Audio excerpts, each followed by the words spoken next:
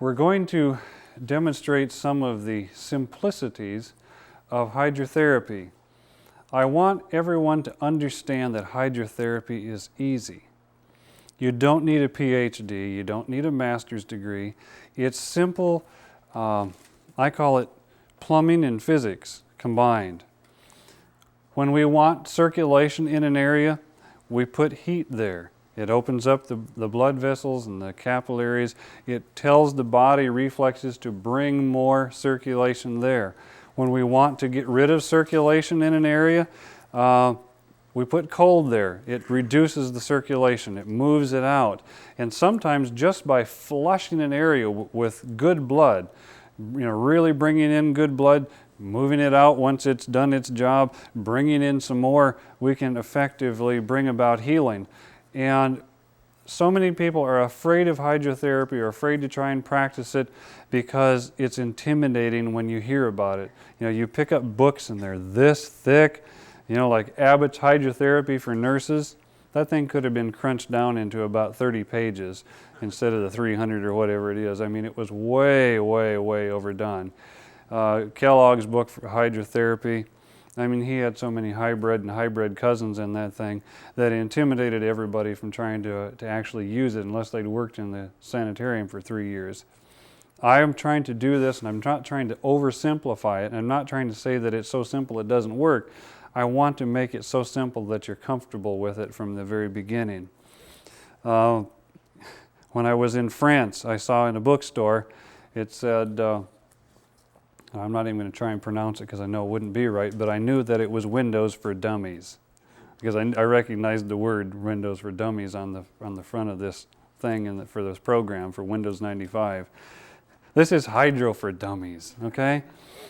It's simple enough I can understand it. And if I can understand it, I can teach you. And if I can teach you, you can understand it and you can teach somebody else. There's some prefaces to the hydrotherapy. You notice I've got some notes in my hand. Don't be afraid to have notes. When you go out to do your first hydrotherapy treatment, take some notes with you. I've got these in plastic. I can get them wet. They're fine. They can get sweat on. I can spill stuff on them. I don't care. Not true, I do have them on my hard drive. I can make another set and put them back in here if I do wreck them. But don't be afraid to have notes. There are times like when you'll be working on somebody, you don't want to make a mistake. Have a little table there with your notes on it. Poke them under there, use them. Eventually you're going to get to where you don't need them anymore. But don't be afraid to have them.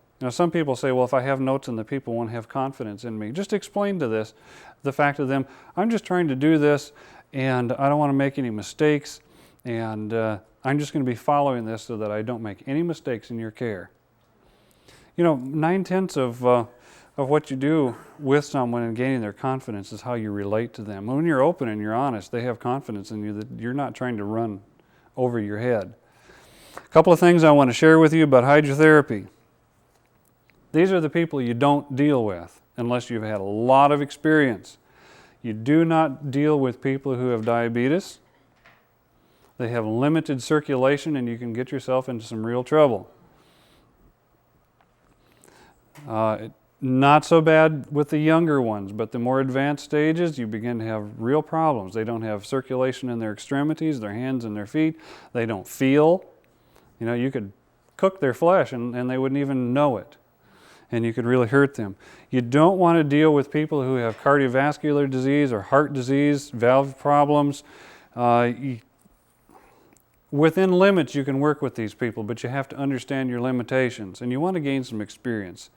I read this morning about how it would be well to work with someone who has experience as you develop your experience. That'd be great, and if you can make that happen, then do it. But if you can't make it happen, you can't find somebody to mentor you, do it over the phone, do it through the mail, or avoid certain situations until you do get some experience with it. Watch out for people who are pregnant, okay? Those babies don't have any ability to object to what you're doing, and the mothers may not realize that what you're doing may not be beneficial to the unborn infant. So that's a person you should use a great deal of caution with. Cancer patients are somebody else that you should be very careful with. You can cause a cancer to metastasize by using hydrotherapy without knowing your limitations with it, and you could actually kill someone in a short order. I'm not saying we don't use hydrotherapy with cancer patients, but those of us who work with them know what we're doing and why we're doing it and why we're not doing it. And the last one is drug-addicted patients. Prescription drugs or street drugs, either one. You start dealing with those people and you do not know what you're doing, you can get yourself into a real predicament. Those are my cautions. There's one thing that we want to know before we start out, and that is, what happens if my patient goes sour on me in the middle of this thing? What am I going to do? Most of the problems you're going to have are going to be relative to the heart. That's more than anything else. And I've got a little formula that I use that I call the bailout formula. And that tells me if a person's heart rate begins to be more than what I want it to be, how do I know where I want it to be? And so this is something you can copy down. It's the number 220 minus the patient's age multiplied by 0.75, and that should give you the upper limit of what that patient's heart rate should be able to withstand comfortably. Times what? Times 0.75, or deriving 75% of that earlier figure.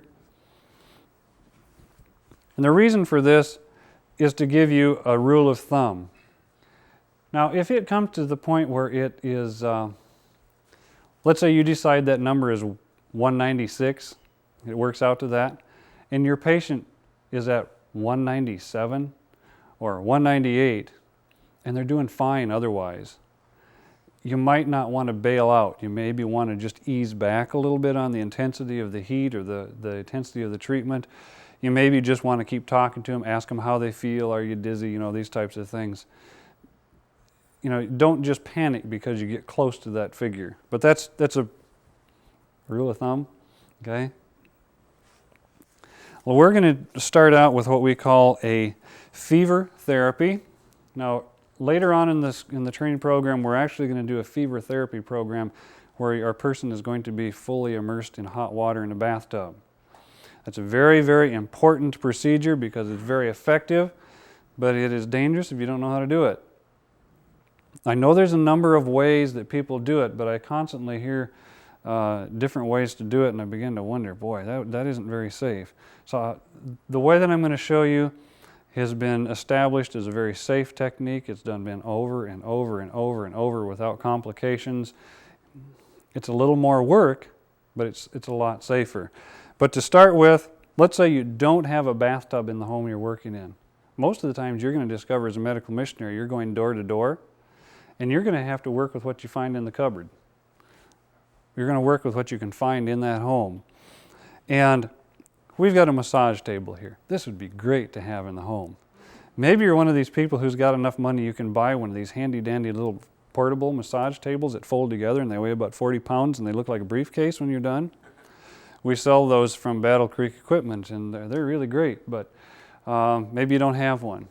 Maybe you got somewhere and you weren't planning on being a medical missionary today and here's somebody sick and you're asked to help out. Kitchen tables work great.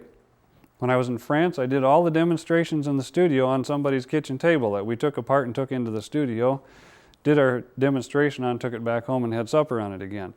Kitchen tables work great. You can use a bed, whatever. But this is our demonstration, and Christopher's taken some time out of his schedule. I want to get started with this. This is a fever therapy without a bathtub. What I'm doing is bringing his body temperature up. Now, why would I want to do that? Typically they say when somebody's got a fever, you give them aspirin or Tylenol, right?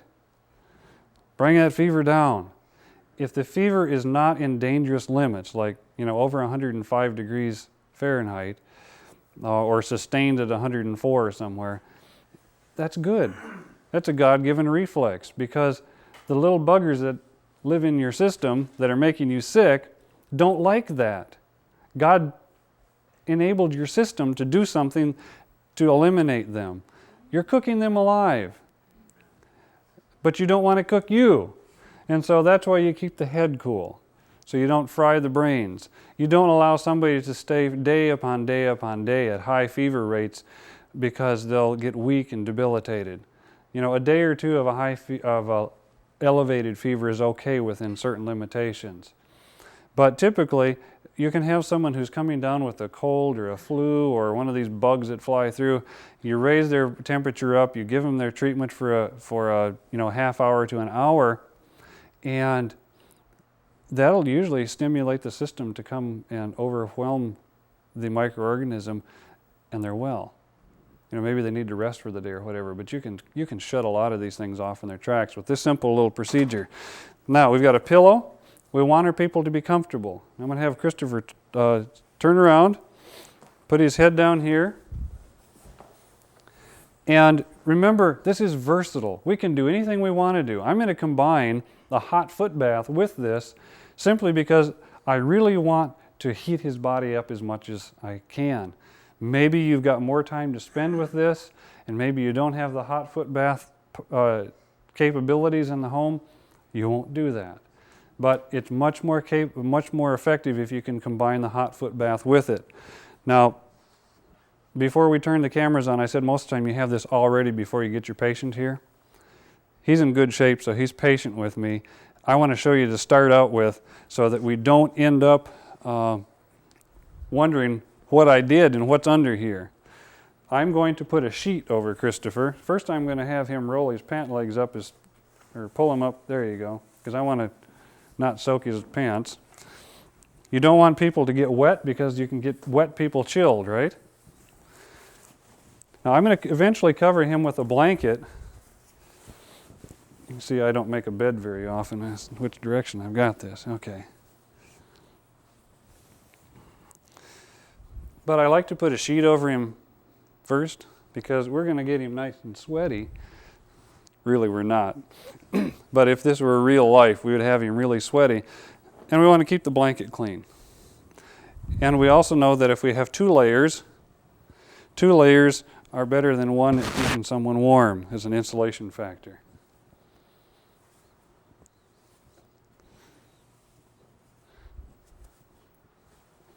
Okay, we've got him ready to go there.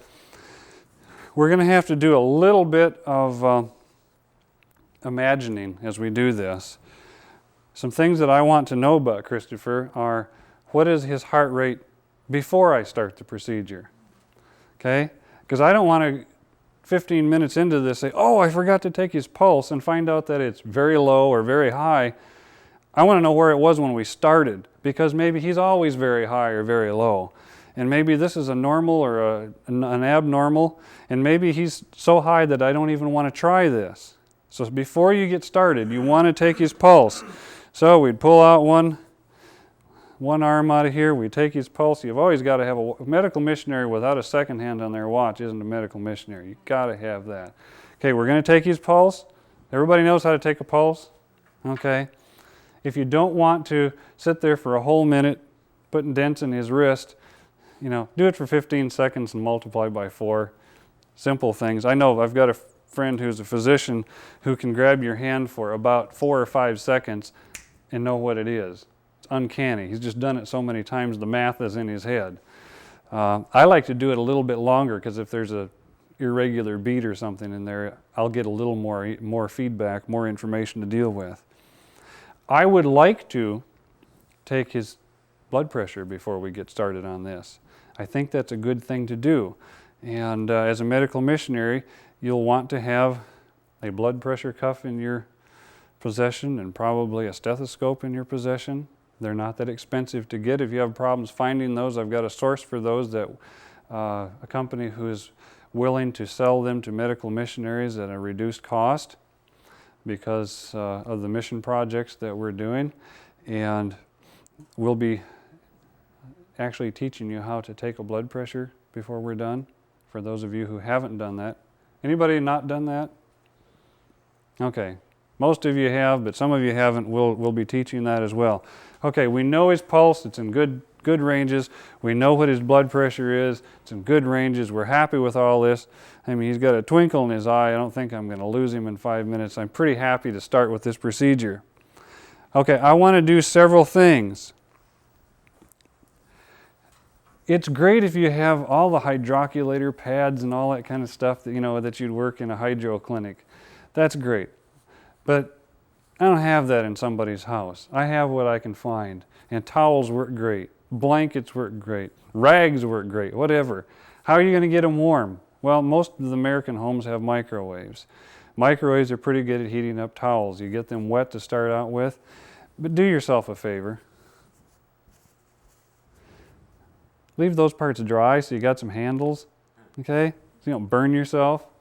You want that to deal with. Maybe you don't have a microwave. Maybe you just heat these up in an oven, a regular oven. Get them damp, put them in the, wring them out, put them in the oven. Some people don't have ovens. Maybe you've got a cook stove in the house and you're going to take your pot and you're going to have boiling water, or not quite boiling. You sure don't want to get it totally boiling, but good and hot. Dip it in. Remember, keep these dry. You've got something that you can wring them out with without burning yourself. I've seen people just immerse the whole towel, no handles to hang on to, and then, how am I supposed to not burn myself? You got to think. Make provisions for the future. Okay, you wring that out.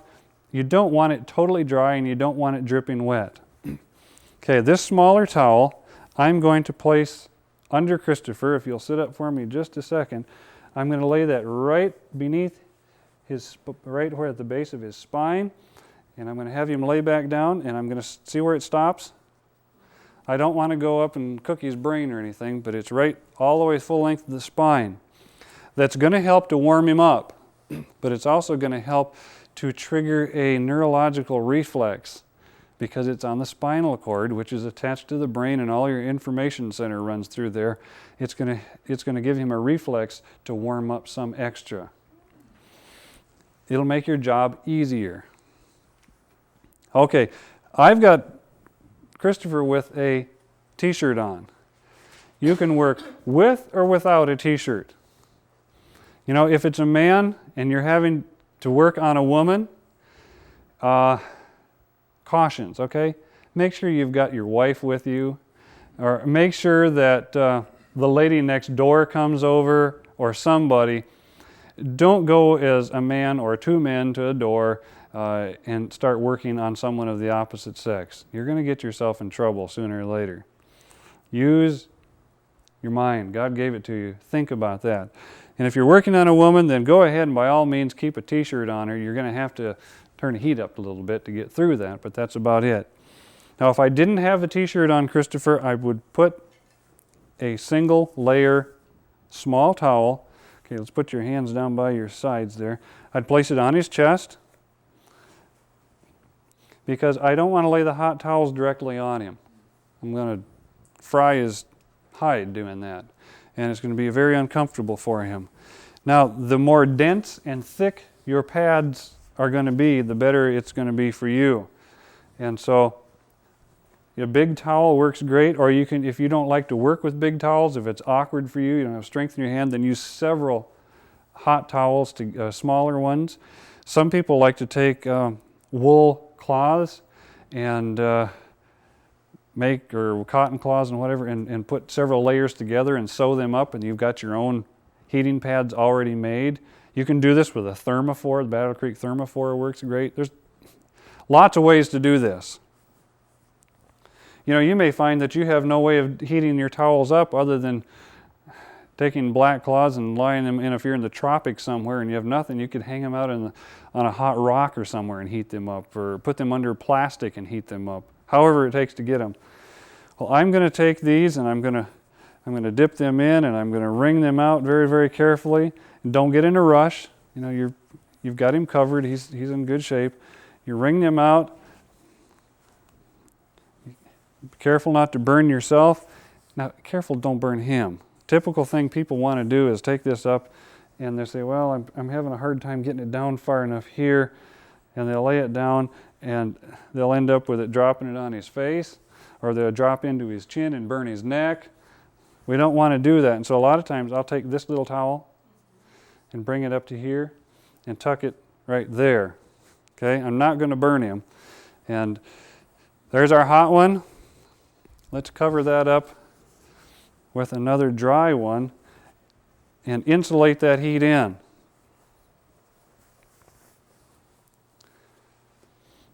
Now, if he wants something cool to drink, that's fine.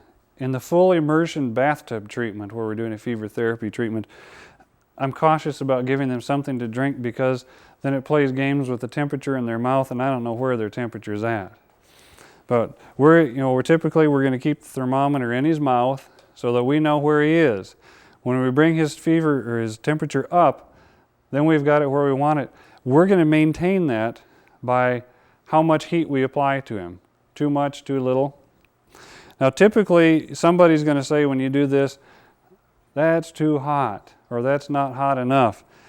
If it's too hot, when you're placing these on, you can get under there with your hands, lift that up, get some air under there and drop it up and down a few times, fluff it up a little bit. Maybe you might even want to go clear under the dry one as well. It doesn't take very long before you have brought it down to the temperature that they can stand it.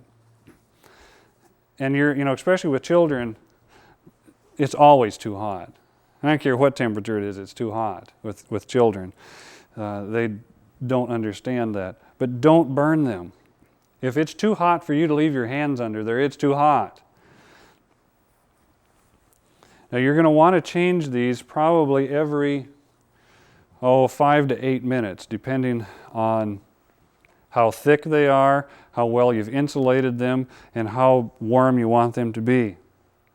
Now I want him to get good and warm really fast, so we're going to do the hot foot bath with Christopher. Now if you can pick your legs straight up, I want to drop your feet into bring your knees up into a bent position. Okay, here we go, hot foot bath. Okay, I've got hot water in my pitcher. I'm going to bring his feet up, and I'm going to put my hand under them, okay? I don't want to burn him in any way. I'm not going to pour water on his feet. I'm not going to just pour it in beside. I'm going to fill the container until I get it full enough. Now my hands are going to be under his feet. I'm going to let them down slowly, and if something's going to get scorched, it's going to be the top of my hands or the backs of my hands. I'm not going to burn him. And I'm comfortable with it, he's comfortable with it, he's nice and warm, and we're going to cover him back up. Otherwise we're going to lose heat that way. But now we're going to be applying heat, insulating the heat all in. The body's not getting a chance to cool off. We're going to start to elevate the body temperature. Now I think it's advisable to check his temperature about every 5 minutes. It's also advisable to check his pulse every 5 or 10 minutes as you go along, because you don't want to have a problem. In this particular treatment, it's going to be extremely rare to have a problem, but it can happen. If he's thirsty, that's fine. Let him have something to drink, but don't give him anything very, very cold, because then you're going to have a long time to wait for his body temp in his mouth to warm up to the point where you're going to be able to start over again and start taking his temperature. You can make him not have as much problem with being thirsty if you think about it, and give him plenty to drink about 15 minutes before you start the treatment. I mean, soak him down. Give him 3 big glasses or something so that he's well hydrated. Then he's not going to be thirsty. You always think. Dip your washcloth in some cool water, ice water if you want, wring it out, and constantly be bathing his face. Keep his forehead cool. If you want to just lay, some people just lay a cold rag over my head and leave it there, change it periodically. You're going to make it more comfortable for him as time goes on. You can get more mileage out of your rags by turning them inside out and putting them back over. They'll get more contact by actually pushing them down. You'll get more contact with the cold, and you'll do more cooling. Okay, I'm going to change this. Say that it was getting down to where he says it's not all that warm anymore, and about 5 minutes have gone by. I'm going to re-dip this one in my hot water. I'm going to wring it back out. I'm going to place it back on here. Now, this is damp. This has been on here a while. This one, this second one, he may be more inclined to yelp a little when I put it on because he's going to feel it more. You've already dampened that up, and the moisture will drive the heat in. Firemen tell me that there's been instances where people have been fighting fires and they're in the heat and they're taking the heat okay until somebody turns a water hose on them and they boil. And they are instantly cooked. They were okay in the dry, but that's what happens. And typically, the second time around, I'm going to have to reach in there and lift that up and fan it and get some cooling in there a little bit. If you're going to go for quite a long time and you're going to get to try and, maybe there's a person who's stubborn and their body just maintains, you might want to change this first little dry towel somewhere in the treatment and put another drier one in there. Check his pulse, check his temperature, he's doing fine. We've brought him up, we've got him up like 102 degrees or somewhere in that range, maybe 103 if you're lucky. You usually can't get a real high temperature with this treatment.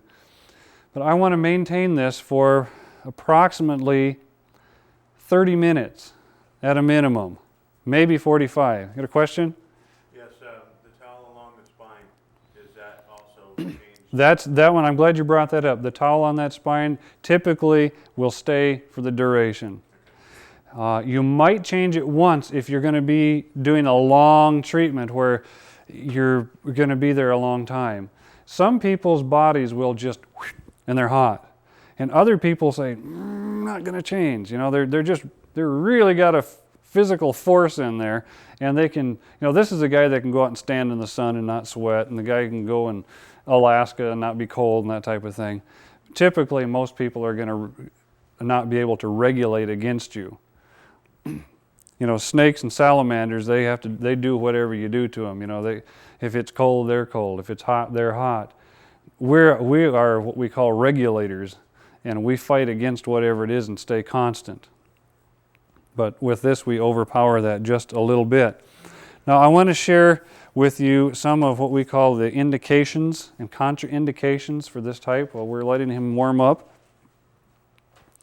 Indicated use for this fever therapy would be a viral or a bacterial infection.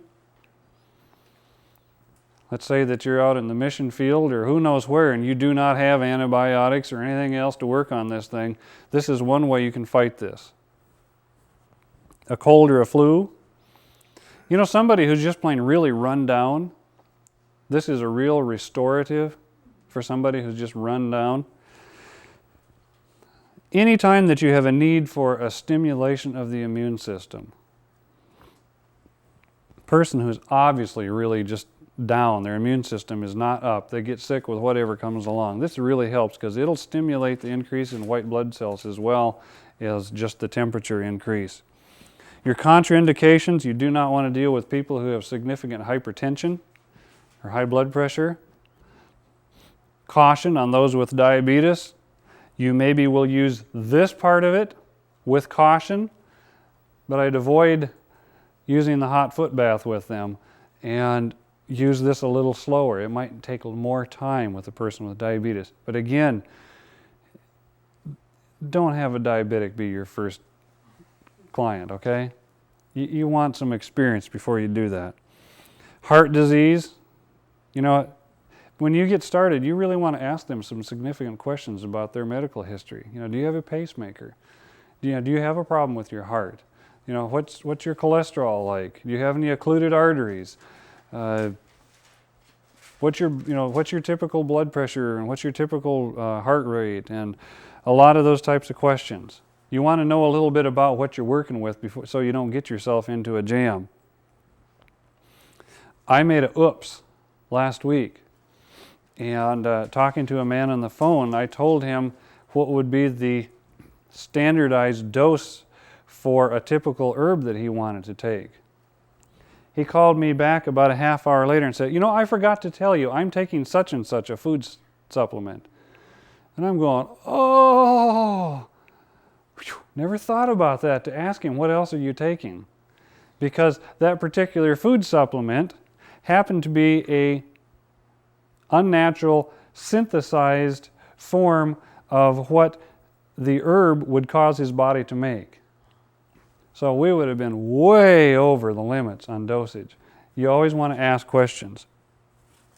Now he may say that that foot bath down there is getting cold or getting cool. So we're going to add some water, okay? So are we just going to dump some hot water in there?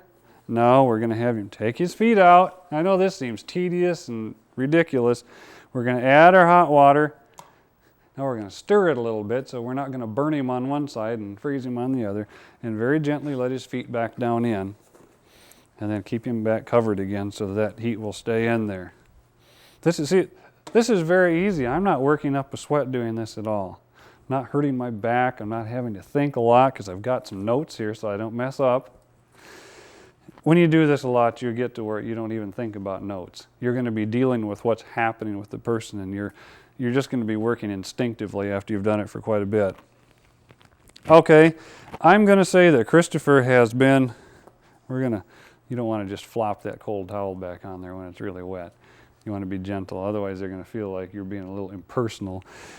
I'm going to say that we have brought him up. He's been at 102.5. He's been there for 35 minutes. He's feeling great. He has had a good immune stimulation, and we're ready to terminate this. Now, I'm not just going to say, take up thy bed and walk. We've got some homework to do here before we get him out. We're going to mop his brow real well.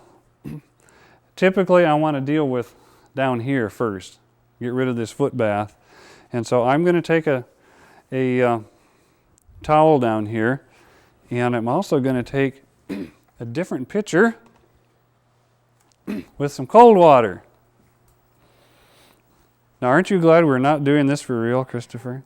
You know what I would do, right?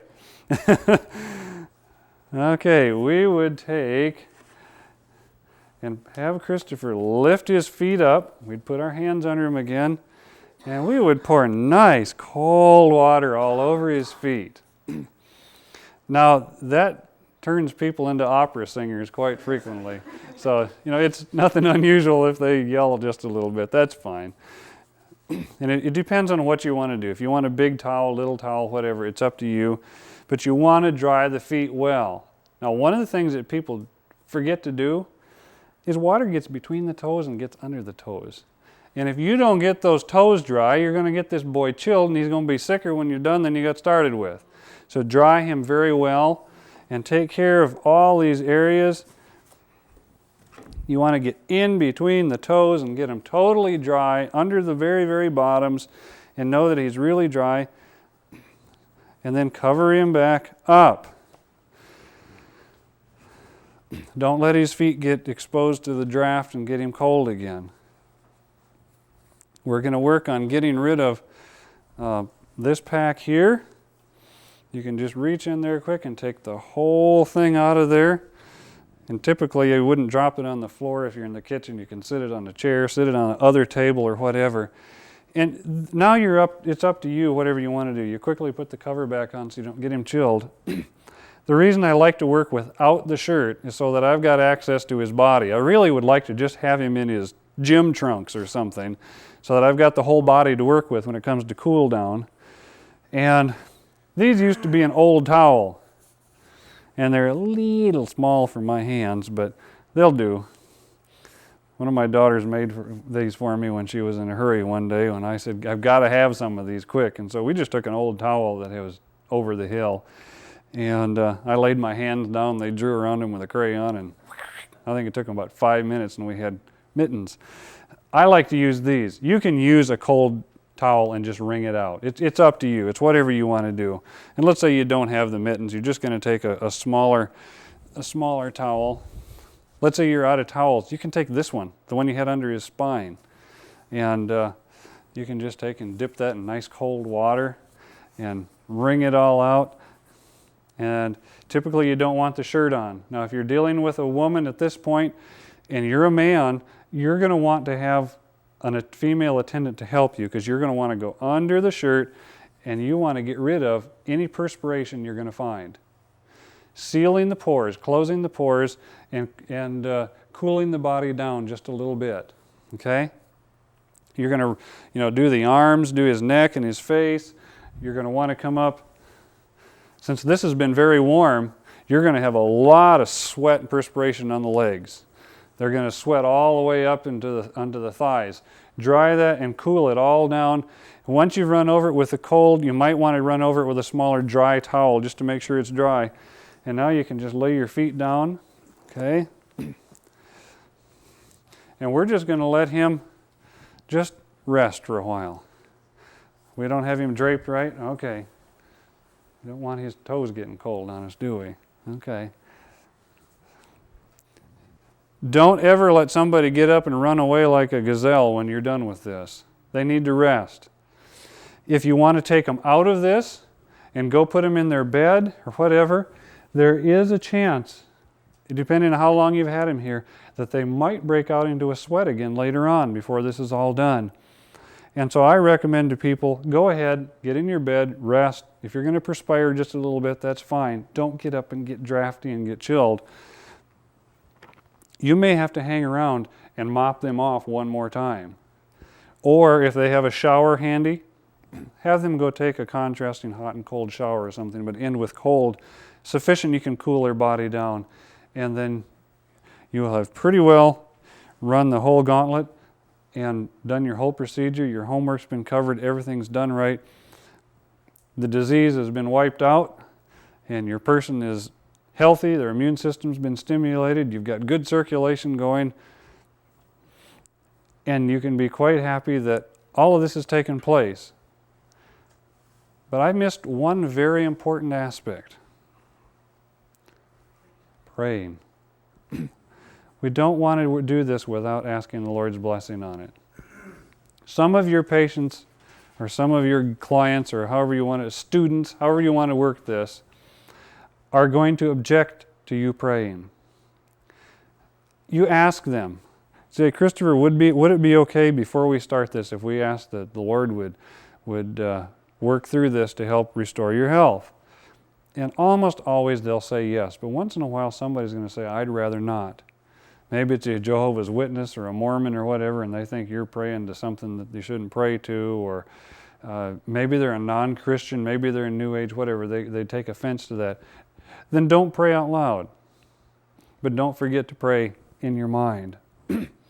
And if your person has been very, very receptive, you can talk about spiritual concepts. You can explain how all of this is working as you're going through it with the stimulation and the circulation, and how the white blood cells are now really circulating, how they're being produced and they're being turned loose to go do their job, and how God created us to do these kinds of things, and how that we are much more sickly in this generation than we've ever been before. On and on and on. Share the gospel with them while you're at it. Don't miss the opportunity. They're not going to go anywhere. Okay, we're going to get set up to do another one. So we're going to take just a little break here, and we're going to come back and we will start one of our next procedures. Okay, we're going to be demonstrating a combination of two therapies. We're going to be showing you how to do a hot foot bath, and then we're going to go into a steam bath. First, I want to show you about the hot foot bath. A lot of times I like to use the hot foot bath with the steam bath to make the steam bath more effective and work faster. We're in a busy society today, and the less time we take to do things sometimes, the better it is. If we've got 3 people we need to take care of in one day, if we can cut our time in half by doing some simple little tricks, we can be that much more effective, be home to see our family instead of being gone all day. So let's talk about the hot foot bath first. The indications and contraindications. The indications are like a cold or flu again. It's a stimulation to the immune system. Helps to pull congestion like out of the sinuses, out of the head. It helps with, when you have a problem like when you're getting chills. It really, really helps to stop what we used to call in the old days chilblains. Have you heard that word this century? Or did I just read that in old books? Old books, okay. Pelvic congestion. Somebody, it's at that time of the month and They're just so much blood is pooled up in there that they just feel like they're just about to explode. Hot foot bath pulls the blood down, draws it, calls for it to come to the feet, pulls it out of the area where you have too much congestion, and you begin to have some really effective symptomatic relief. Nosebleeds. Sometimes you get people with their noses bleeding. You can give them a hot foot bath, pulls the blood away from the head, and lets you start your clotting procedure quickly, and the nosebleed will quit quickly. I mean, no, that sounds a little bit strange. I mean, hot foot bath for a nosebleed? I mean, aren't you going to tell them to tip their head a certain way and, whatever? Do this along with it, and you'll find that it'll work really, make things happen a lot faster. Stress. Some people are so wound up, they just need to sit down and relax. We've got a lot of nerve endings and neural transfer sites in our feet, and you apply some nice warm water to those, and they get soothed, and pretty soon that begins to transfer the whole nervous system, and the person begins to relax. And they can't go anywhere while their feet are in there. And typically we go where we're going because our feet are moving. And I think of a neighbor of ours who, when he's on the phone, he's wearing a path on the floor. He's doing this number while he's talking to people the whole time. Dean knows who I'm talking about. I mean, the guy's going to go through 3 layers of subfloor in his kitchen if he doesn't slow down. Christopher can't go anywhere while he's got his feet in the hot water. I'm going to try that on him next time he's around. I'm going to give him a hot foot bath and slow him down. But what we're going to do, the contraindications. Again, diabetes is a contraindication. We do not want to use this with someone with diabetes. Somebody who's got numbness in their feet. Not everybody has diabetes who can't feel right with their feet.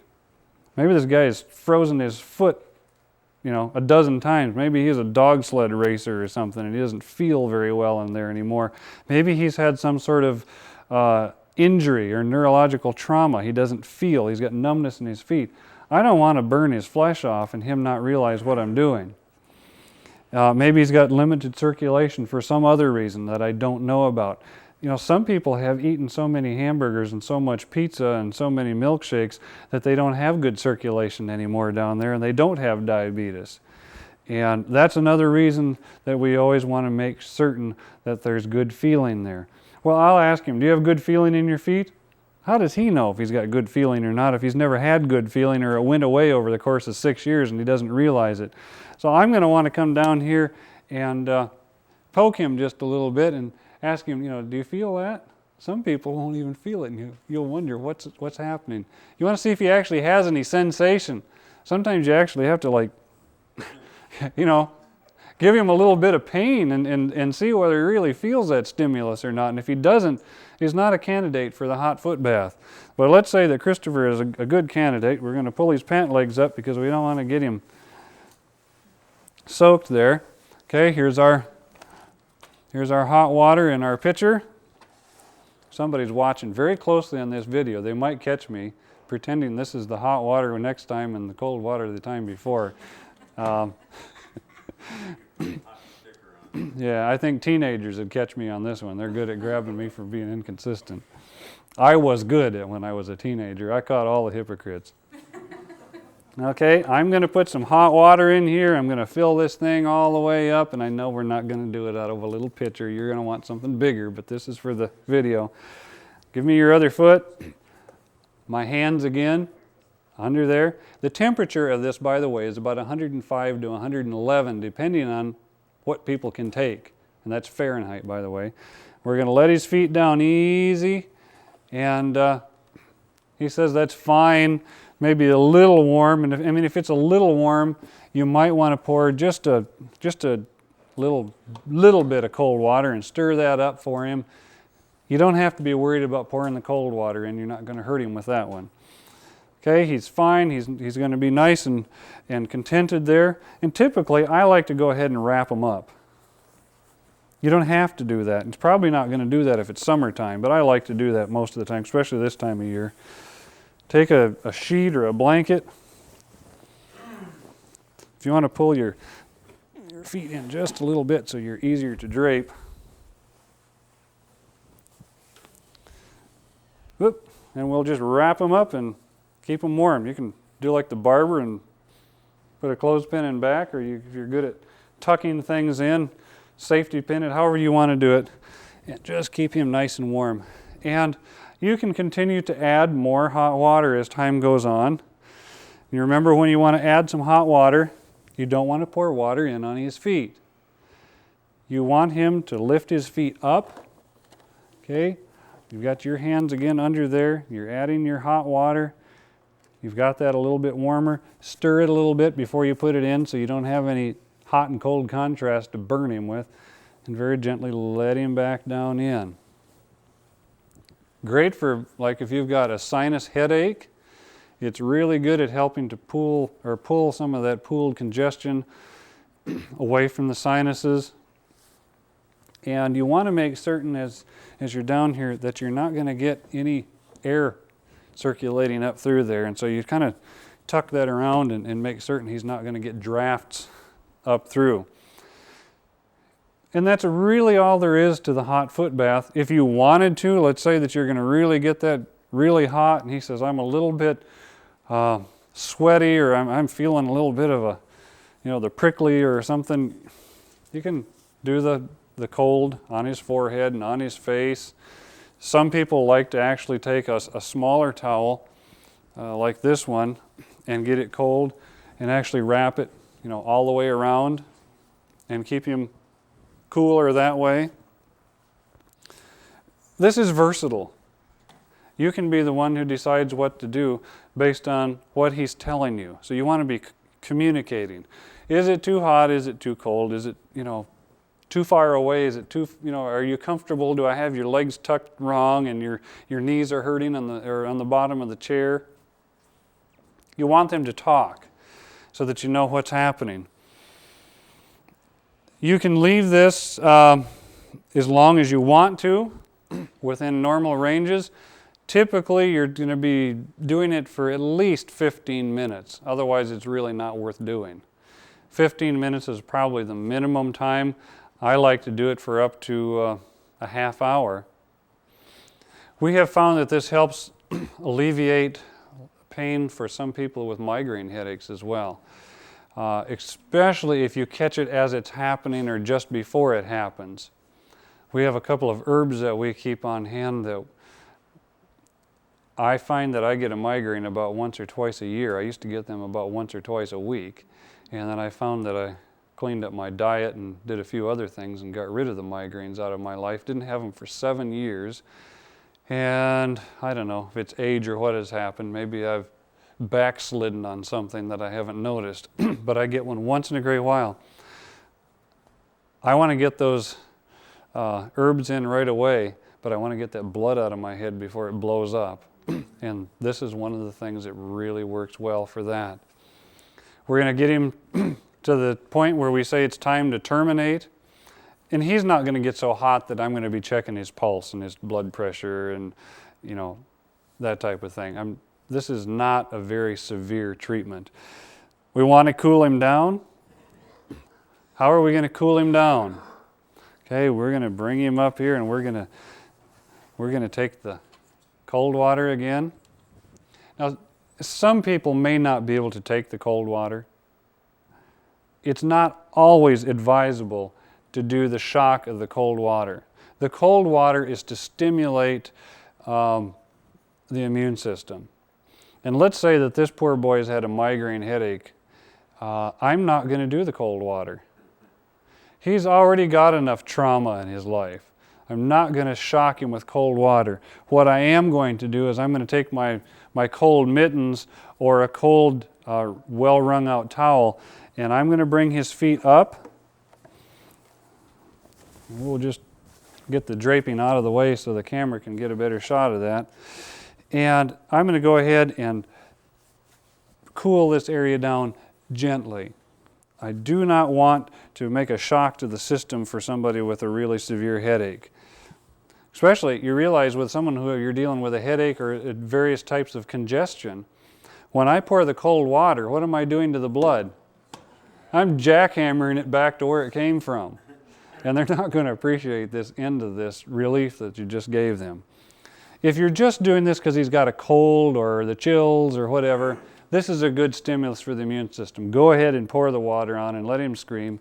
And then it's time to dry this area all off. And again, like I demonstrated with when we were doing the hot foot bath with the fever therapy, you want to dry them very, very well. And when you get them all dry, this is the time to either get him in bed, get socks on, get some good slippers, get these areas all covered. Because if he does begin to perspire a little bit there on the the lower legs or on the upper part of his feet, then you don't want air circulation going over there and cooling him back down. Sometimes you're going to find out that he's soaked from perspiration all over. Now you don't want to just turn him loose and get him chilled. Cold mitten friction rub might be a good thing to cool him down. And one of the benefits of that would be with cold mitten friction rub, and we may as well talk about that right now. Because, see, I think you're beginning to see that these things are so versatile. They're all interchangeable tools, and you can use them with all kinds of different combinations. There isn't a set rule that you only use cold mitten friction rub for this, or you only do this, or you only do that. There's a lot of adaptability that you can utilize based on what your needs are. Let's say, just for demonstration's sake, that Christopher is sweaty all over, and that he has had a bad sinus headache or something like that. When I leave him, I don't want to chase all the blood back up there.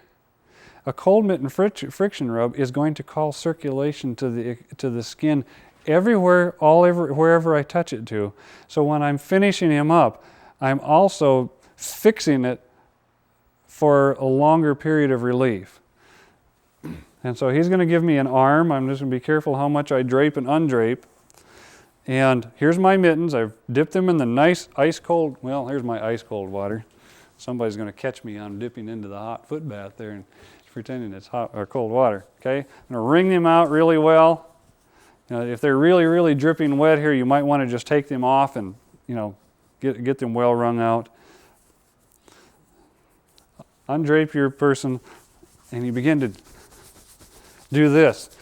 That's calling circulation to the skin like crazy. He's going to start to turn nice and bright pink all over, showing you got good circulation. And then if, let's say, he was dealing with a headache or some kind of other congestion, you've pulled it away from there for a much longer period of time. And you would cover that up and go to the next part of the body.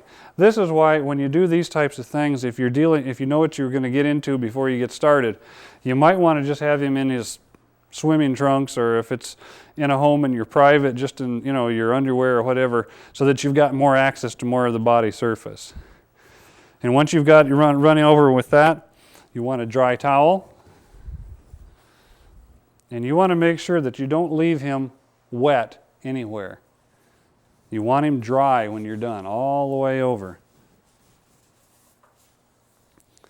Now, possibly, you could even finish with a cold shower if you've got those facilities in the home. I just thought everybody had a shower. And when I went to France, I discovered that not very many people did have a shower. And so I had to adapt my training for them to what they have. Most of them have a bathtub, and they have a long hose with a nozzle on it that you get into this deep bathtub, and then you do this all over with this thing. And it's kind of awkward to figure out how you're going to get cooled down adequately and evenly. Where in our country, we've got a shower with lots of water flow out of it, and we can just turn around and we're all almost instantly evened and neutralized for the temperature. Okay, we're done with this one, and we're going to start in just a second with a steam bath therapy, And actually, let's just go to that right now. We don't have to worry about changing our cameras in or out. I'm just going to move a couple of things out of the way. Steam bath therapy. You notice what we have underneath. We have, and here, again, whatever you can come up with. We couldn't find a hot plate. I forgot my hot plate at home. So we borrowed a wok. You could use a deep fat fryer. Some crock pots, not all, in fact most don't, but some crock pots will get hot enough that you can actually boil. An electric skillet, whatever you can get your hands on, but no open flames. You're going to set somebody off and you're going to need some real hydrotherapy on them in a minute if you light them up. But this is a wok. It'll work just as well. And you get a water in, you want a quart minimum, 2 quarts is nicer. And if you'll put hot water in, you can go quicker than waiting for it to warm all the way up from cold. And again, to make this go quicker, I'm going to give him a hot foot bath with it, just to make it go faster. I'm going to make him break into a sweat much faster by using a hot foot bath than I would without. Now I know in the other room we've got this grandiose commercial steam bath unit that you plug in and you sit in, and you know it's all the way up to here, and you just throw a towel around it, and whew, you know you instantly are in a steam bath. That's great when you're in a spa, or if you're in a sanitarium to have one of those. At my house, I knew I was going to do repetitive use of a steam bath when I was really down physically and I had to get built up. So I took scrap plywood and scrap 2x4s and I built a box that I could climb inside of. A hole in the top, and I would pop my head up through it, and I had 2 little pegs that stuck through a slot. I slid this thing like a guillotine around my neck, and you know I was all enclosed in that. And underneath I had a ceramic heater under the seat, so I could really get a blast of heat. And then I had a steam source out of a frying pan, electric frying pan, and lots of steam, lots of heat. And then you would get into a sweat, and it wasn't very long. It was like, man, I got the creepy crawlies. You could just feel this stuff oozing down you. All of this stuff, if you'd put it through a chemical analysis, is deadly toxic stuff. And so you don't want to just stay immersed in this forever. You want to get cooled off and cleaned off somehow. So I would combine that with a cold shower, and I would do several rotations. But since we aren't dealing with that, we're dealing with what we can find in a home or what we can carry with us as medical missionaries. You know it's a door-to-door work. Spirit of Prophecy says it's a door-to-door work. We don't just sit out in the boonies and hope people come to us. We're gonna have to go out and look for people. Okay? I'm going to put his feet down into the hot water with my hands underneath, and we're going to wrap him up. Okay, we're going to push that in just a little bit so that we can get our draping to go all the way around. Now, you typically want to use a sheet from a double bed. It's going to wrap better. And in this one, I really want to get heat in there. The ideal is a large piece of plastic, a shower curtain, one of these blue tarps you buy at Wally World or any of those things. And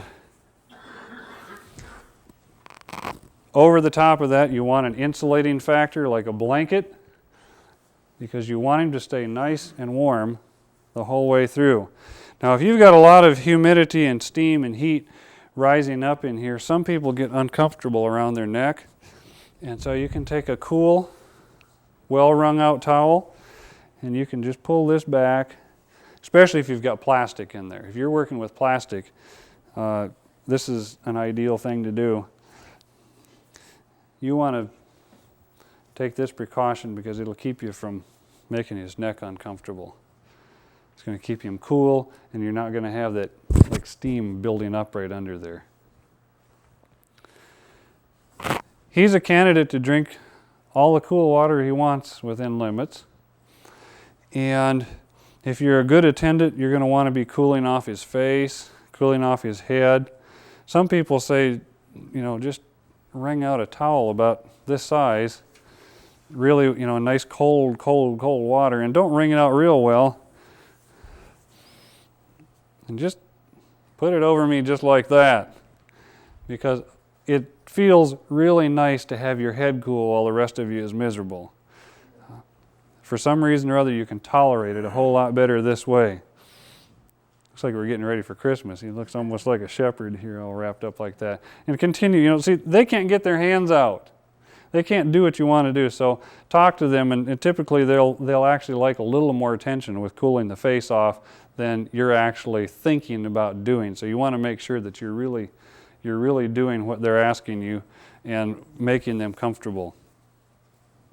They're going to have temptations because they're going to start itching all over. They're going to be doing this number, trying to get at everything that's itching as the sweat rolls down. And that's fine as long as they don't unwrap themselves. What's going to happen typically is you're going to get the person up to where they're hot. Now what are you going to do? You don't want to have a heat stroke on you, but yet a nice long steam bath really is beneficial because you're continuing to pour toxins out of the pores. You're continuing to stimulate the immune system.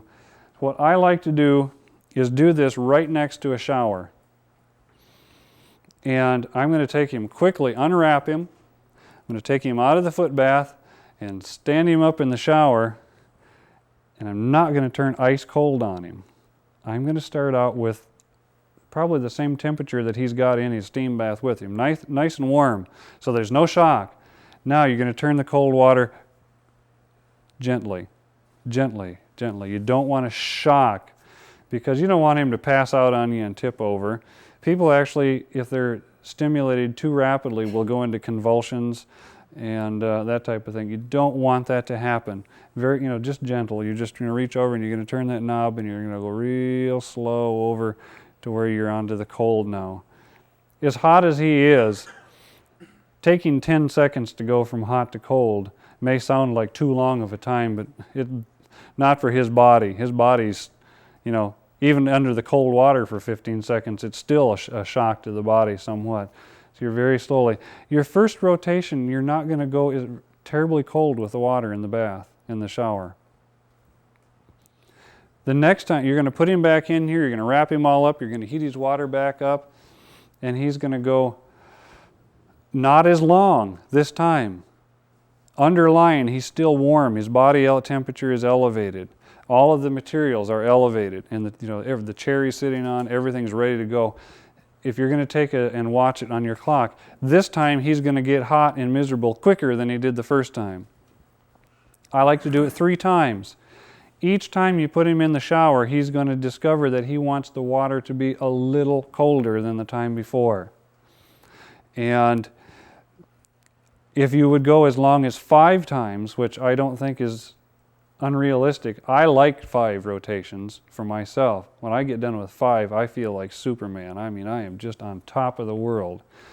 State of well-being in my mind is well established, and the toxicity is out, and my immune system's up, and I'm feeling just great. By the time you hit the 5th one, you can probably go in there and turn it as cold as you can get it, and just, they're not going to scream anymore. They'll just stand there and say, "Oh, this feels so good." They won't believe you the first time you do it, but by the time the 5th time, they're actually doing it and appreciating it. If you don't have a shower, then you're going to have this person without their clothing on, maybe just down to their basic smallest amount of underwear you can get on them, and you're going to have to go to the cold mitten friction rub for these people. This is what you're going to want to do for your contrast. Some people use what's called a wet sheet, but I don't like that because of, I had a bad experience with somebody with it one time. It's too much of a shock. It's not a controlled shock. It's a real monster shock. But you'd take him out of here, and I'd probably do the top half and then the bottom half. You may even leave him sitting on the chair, and you do the cold mitten friction rub. You'd like this all around the upper part of his body, and then you'd wrap him back up. Then you pull up this half, And you do all of this with your cold mitten friction rub. Get him down nice and pink. Get all of that. I mean, you're going to turn, on a typical person, you're going to turn these things gray. All the toxicity is going to come out of the skin. They're going to look yucky.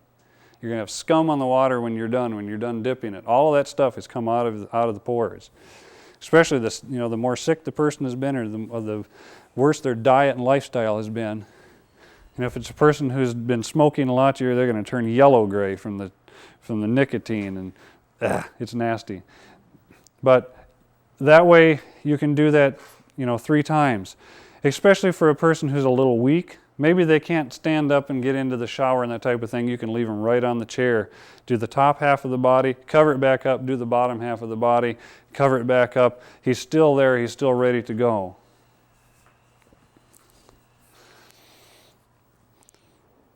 Okay, typically we're talking about maintaining this, like I think I said 15 to 30 minutes. That's pretty close, because they're going to get miserable usually within about 6 or 8 minutes.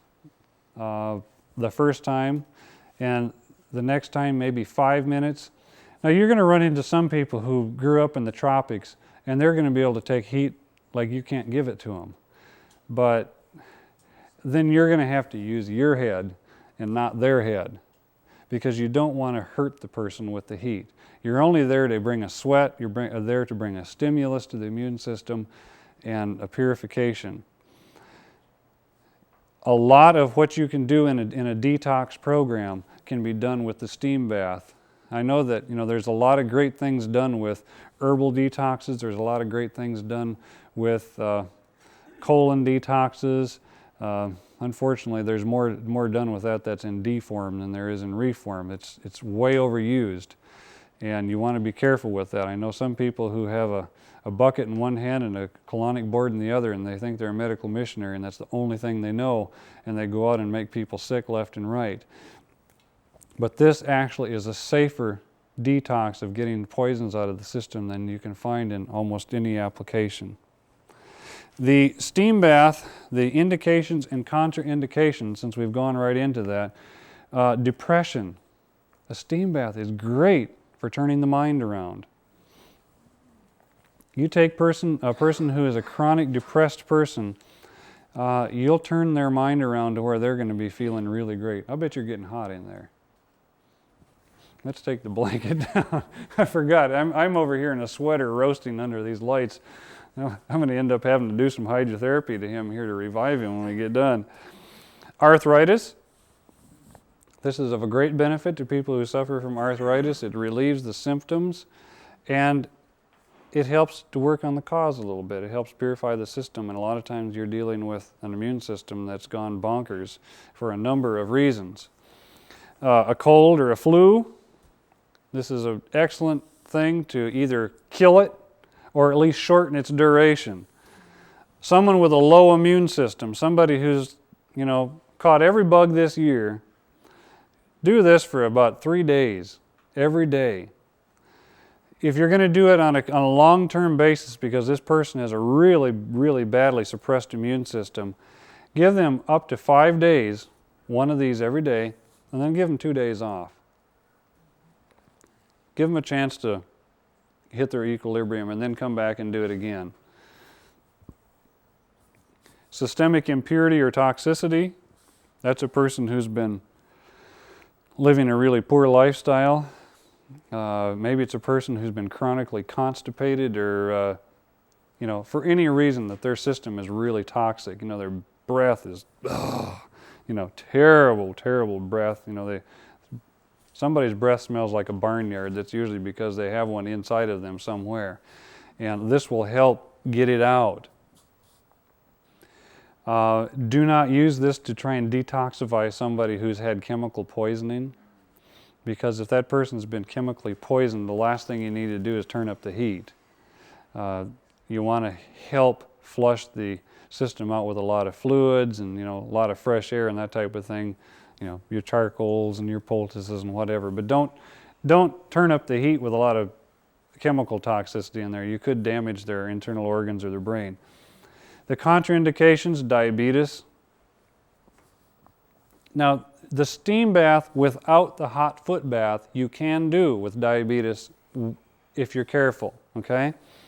You need to be like ultra cognizant of what's happening with them. And you're probably not going to turn the heat up as high with them as you would with other people. And you're going to be watching all of their skin, color, tone, feel, touch. You know how when you pinch somebody and they turn white and pink, and you want to watch that to make certain that circulation is doing what it's doing? Question in the back?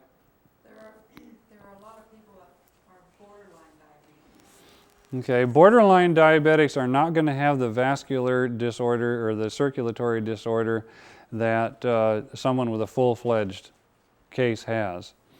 And you're going to be able to determine, like I did with pinching fingers and toes and poking and with a pen or a pin or whatever you want to do, to just see how much feeling they have. You can determine by asking questions, are your feet always cold, and that type of thing. Borderlines are not a lot of problem. I've never run into a problem with one of those.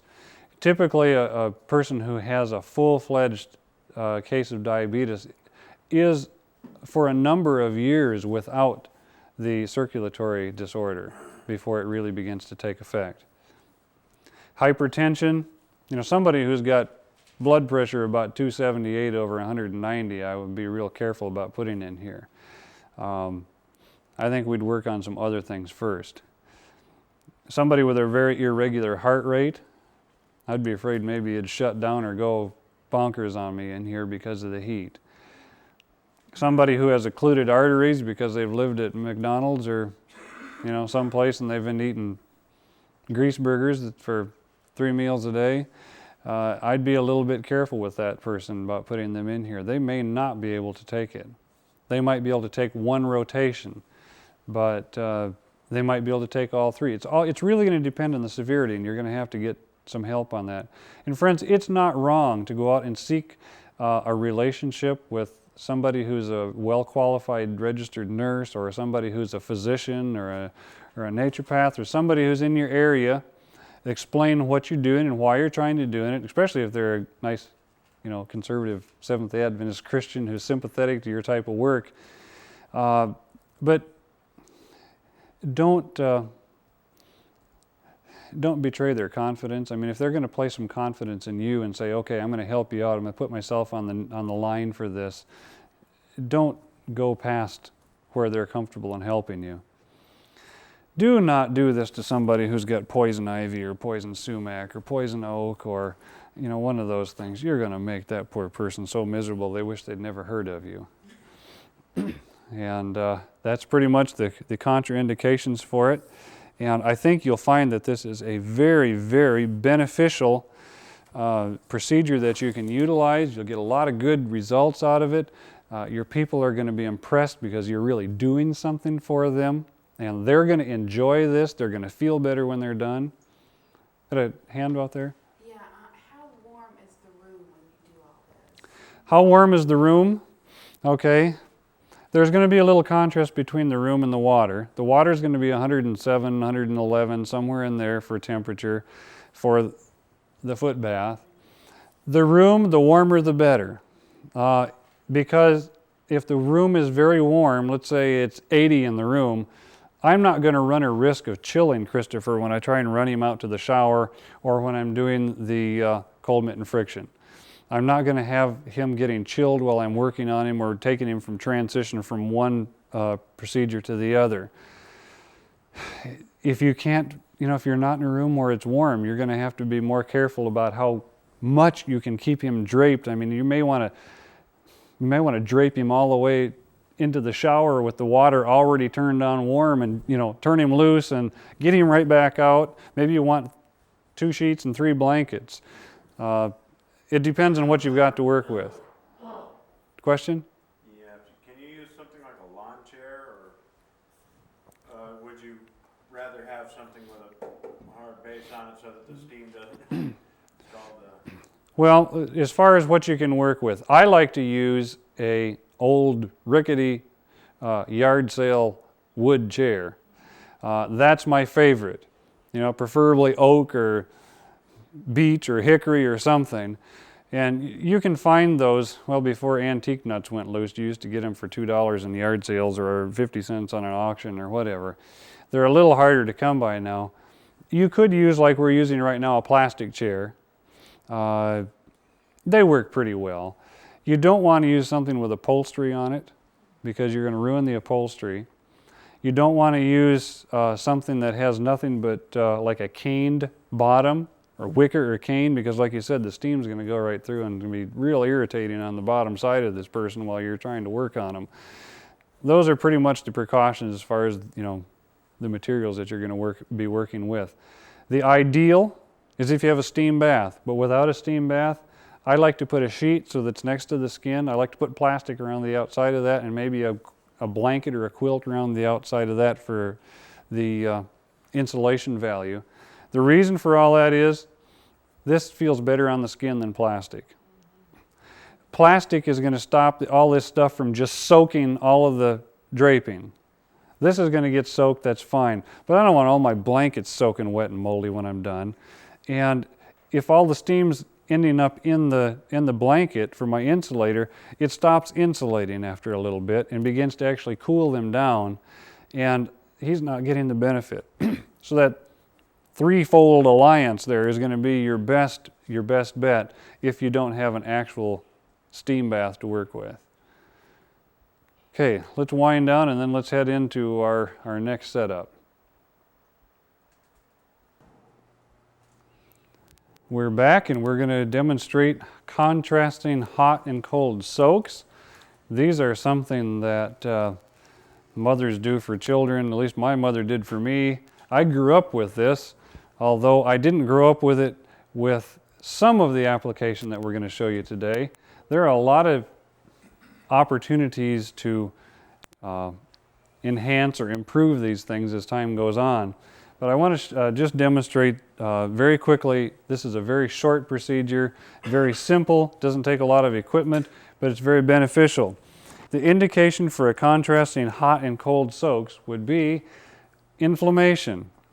You've got an inflammatory reaction going on either in the soft tissue, for some reason you've got swelling here in the soft tissue, or perhaps you've got an inflammation of your joints, in your connective tissues, your bones from arthritis, whatever that is, that would be a possibility that you may want to use a hot and cold contrasting soak. Infections. Let's say that you didn't pull the sliver out in time, or you cut yourself and you didn't get it cleaned up in time or whatever, and you got an infection. This is excellent for dealing with infections. Arthritis, I think we sort of skipped around and alluded to. You're going to want to be a little more cautious with the cold on the arthritis than you would on the rest of the indications.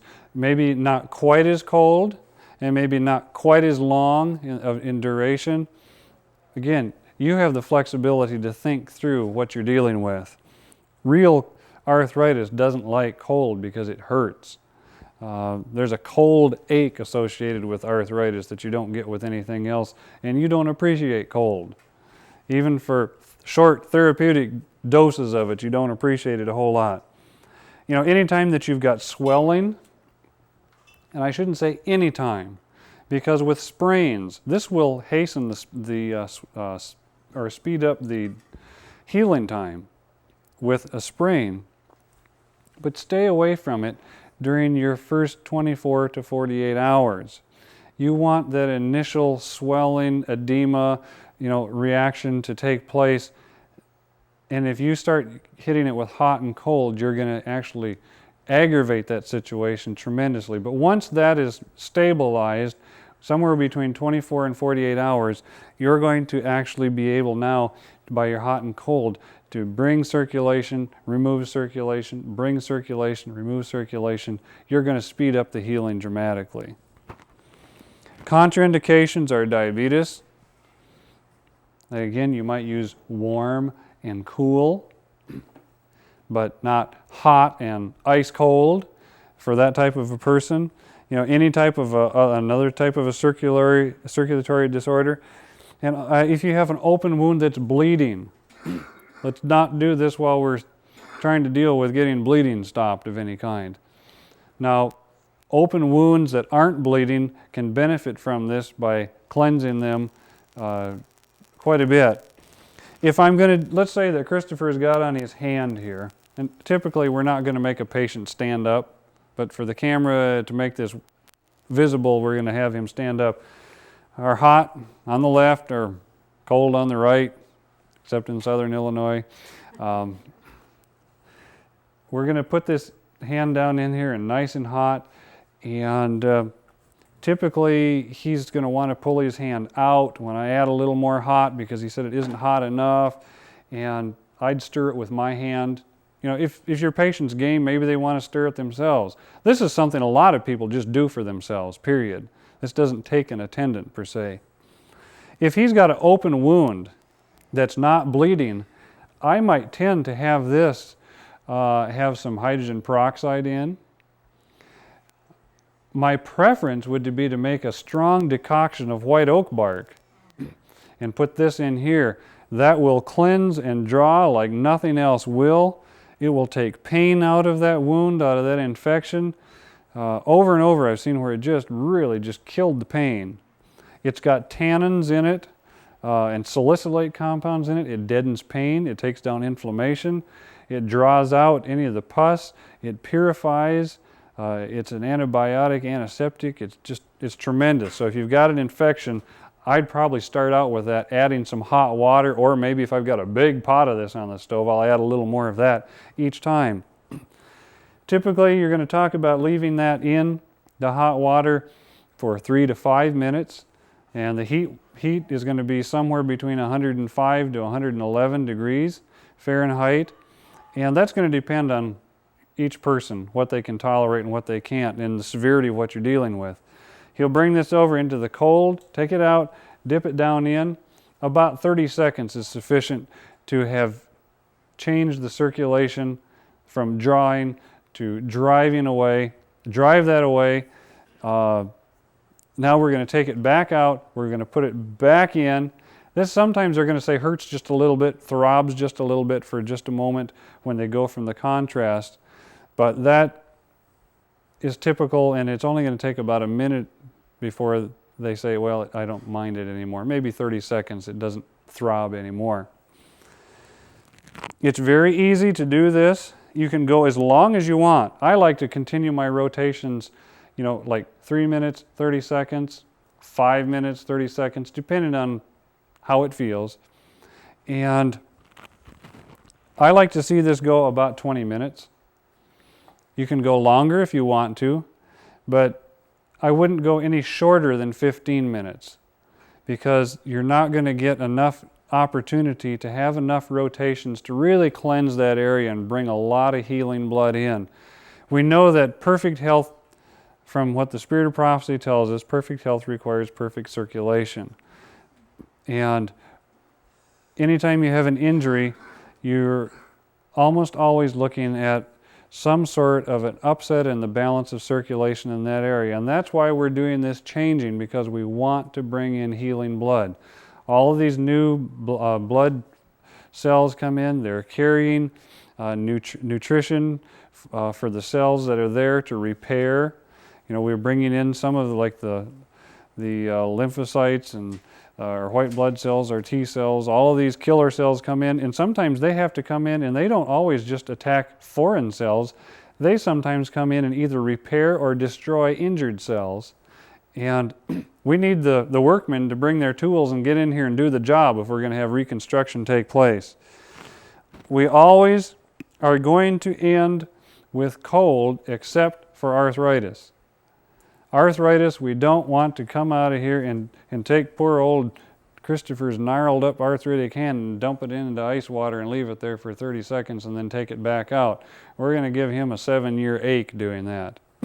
So with that, I would typically take him out of the hot, and I would have some lukewarm to cool but not cold water that I would pour over the top of his hand and then dry it.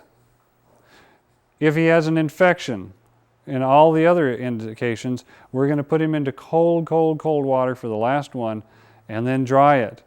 Now remember, especially in the case of an infection, we want to dry that real well. We don't want to leave excessive moisture in there because the excess moisture is going to get warm again from the body temperature, and bacteria or other funguses or whatever are going to start to grow in there and cause problems. We want it as dry as we can get it. If you have an open wound, now is the time to dress it with an herbal salve or an herbal poultice, wrap it up, and you're finished with your procedure. Okay, we'll set up for our next procedure.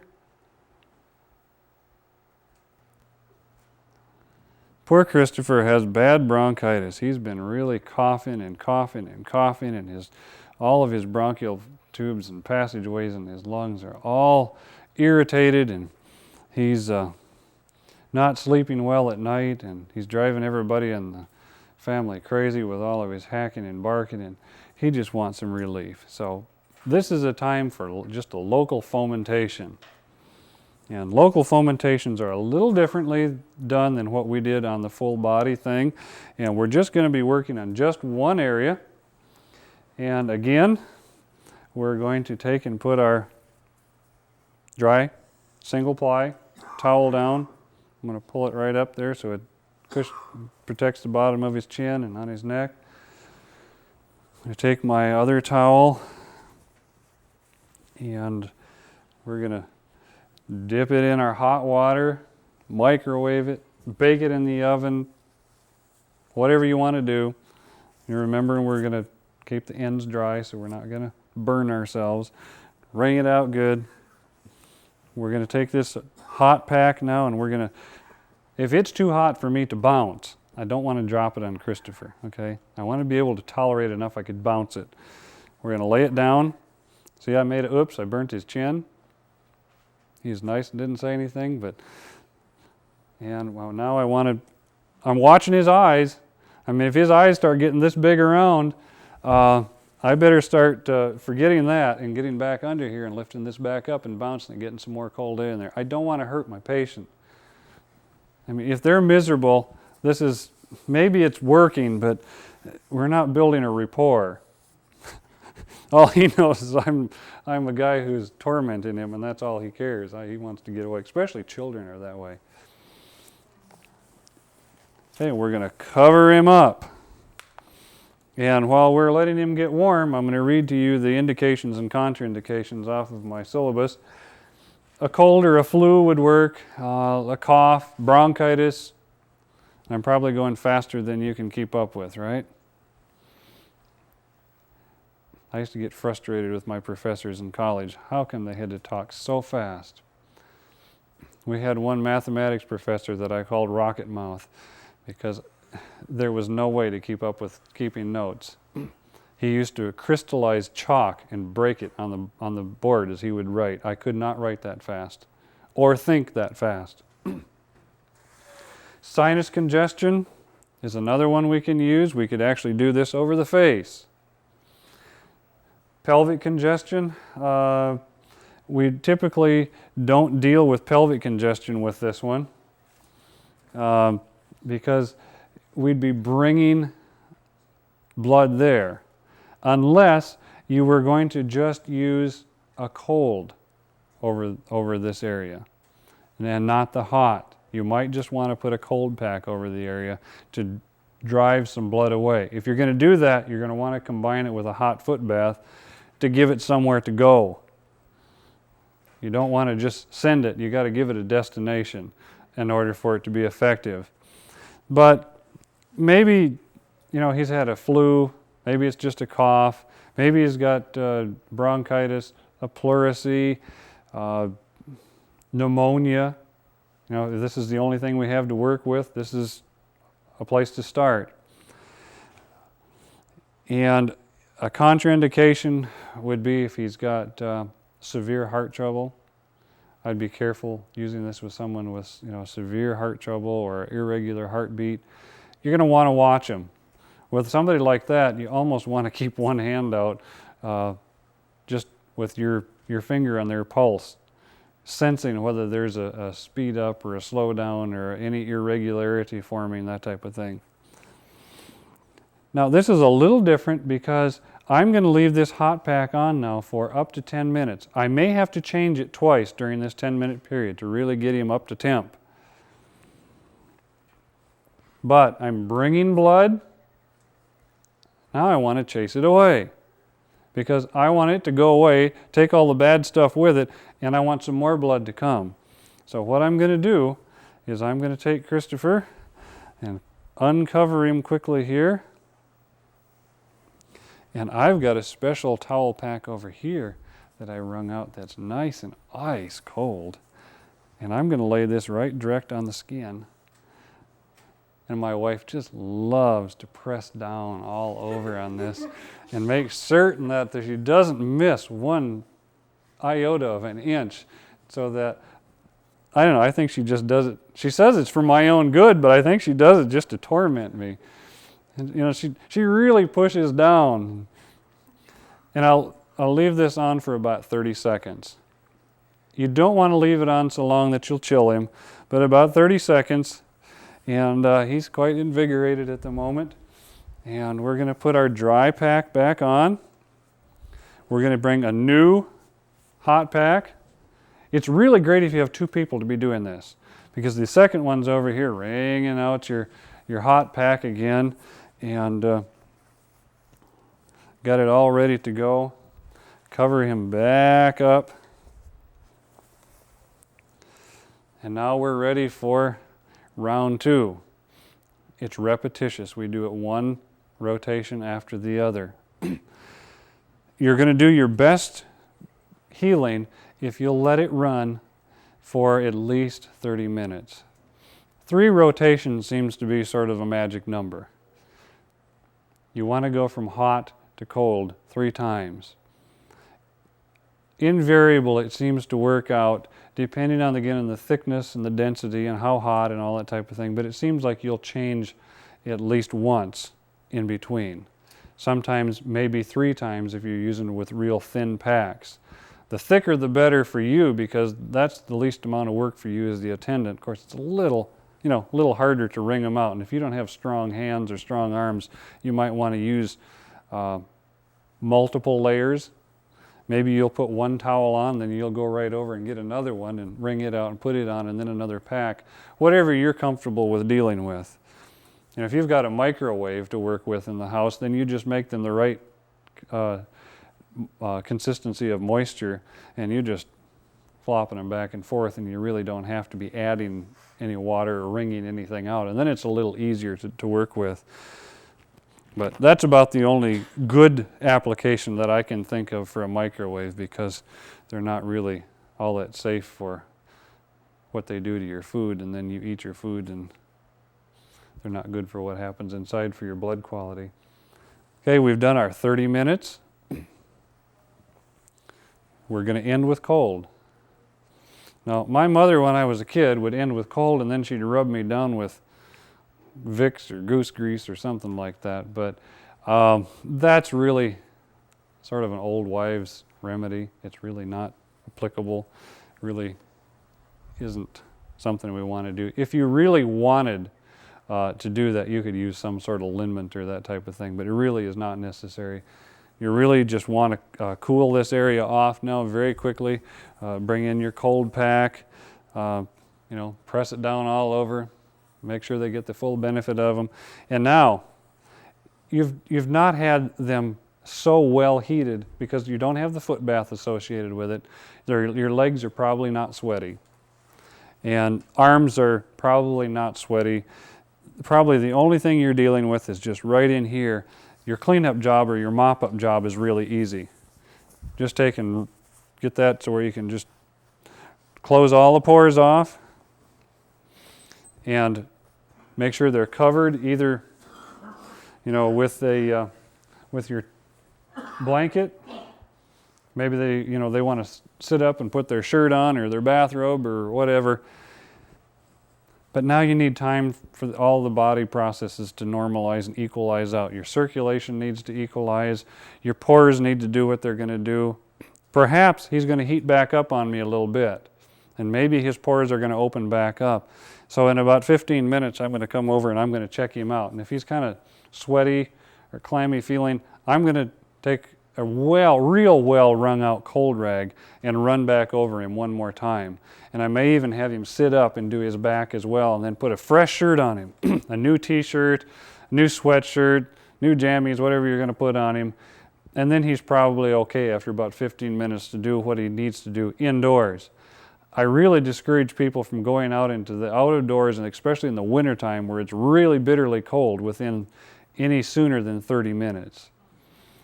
That way you're pretty safe. The nicest thing for this is to do this at nighttime before you send them to bed. And then you're not going to worry about what they're going to do. As far as taking his pulse, unless he's got a heart problem that I'm aware of or a hypertensive problem, typically this guy in this situation is not going to need his pulse monitored frequently and extensively. And I'm not really going to be worried about taking his temperature or any of those kinds of things. It's just really simple, safe treatment. And that's the end of that one, and we'll come back after lunch.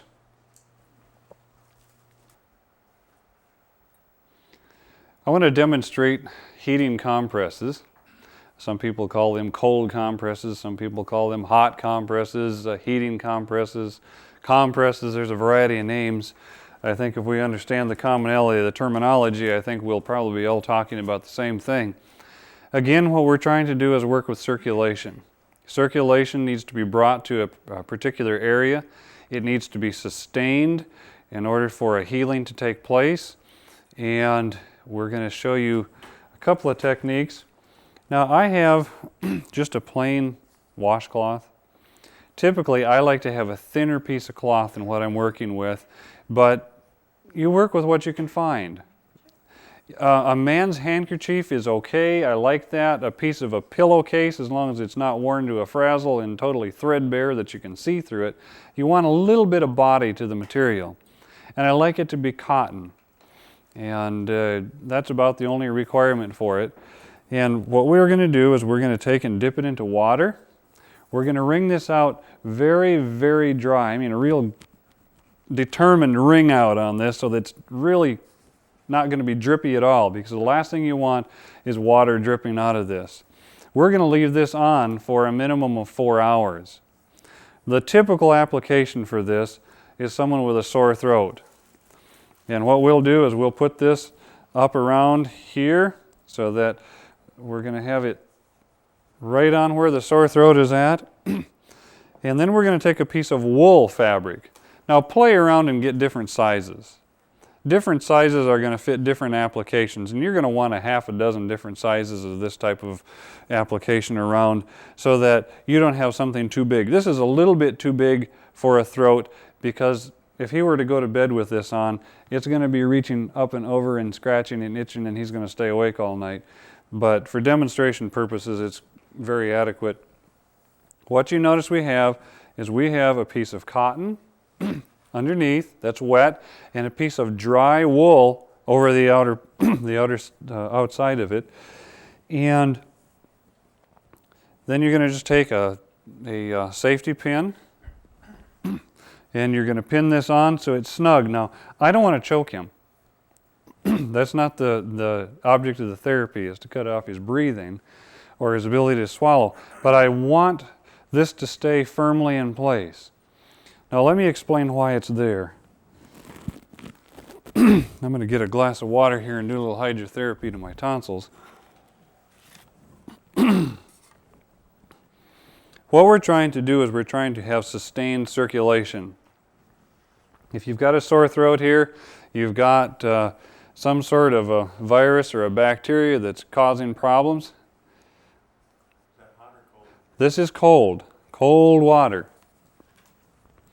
And what's happening is when I put this over here, instantly the blood is going to start to leave the area, but the body, if you leave it on long enough, the body's going to try and react to it. You notice in the contrasts, we only leave it in like 30 seconds. The body never gets a chance to try and regulate against it. This is going to stay 4 hours. The body's going to say, I'm going to overrule in this situation. Something's going to happen. So the body's going to start to first blood is driven away, and then the blood's going to return. The blood's going to actually try and heat this up. And that's where the heating comes from. The blood says, I want to heat this up and dry it out. Well, what happens during the course of the drying out period is you have more of the moisture now beginning to evaporate out. The wool never lets this procedure happen quickly. The wool keeps it from being too wet. It'll wick it away so that it's the right consistency of moisture there. It keeps it so that it's regulated with not too wet and not too dry. It insulates it so that nothing happens too quickly. And so this happens 4 to 8 hours that this procedure happens. And typically this is what you do to go to bed. You're going to send your child to bed, or I do it to myself a lot of times. When I was in Europe last week, I got a sore throat, sort of, not really a sore throat. I noticed I had lymph glands starting to swell. I kind of had, the chipmunk look, and it hurt. And, when you're in airplanes and all over the world and whatever, and everybody breathing bugs and whatever, your immune system's getting really barraged. And so what I'm doing is now I'm holding this on here all night with the wool around it. And as it tries to dry, evaporation takes place, and it cools some more. So the body has to continue to pump blood to this area to try and compensate for this cooling effect. And so all night long, there's a job being done. You're resting. You're not aware that this is happening, but your body's actually, via the circulation, and your blood cells are working all night long. Now, that's not like your stomach working all night long where you ate too many cookies before you went to bed or something.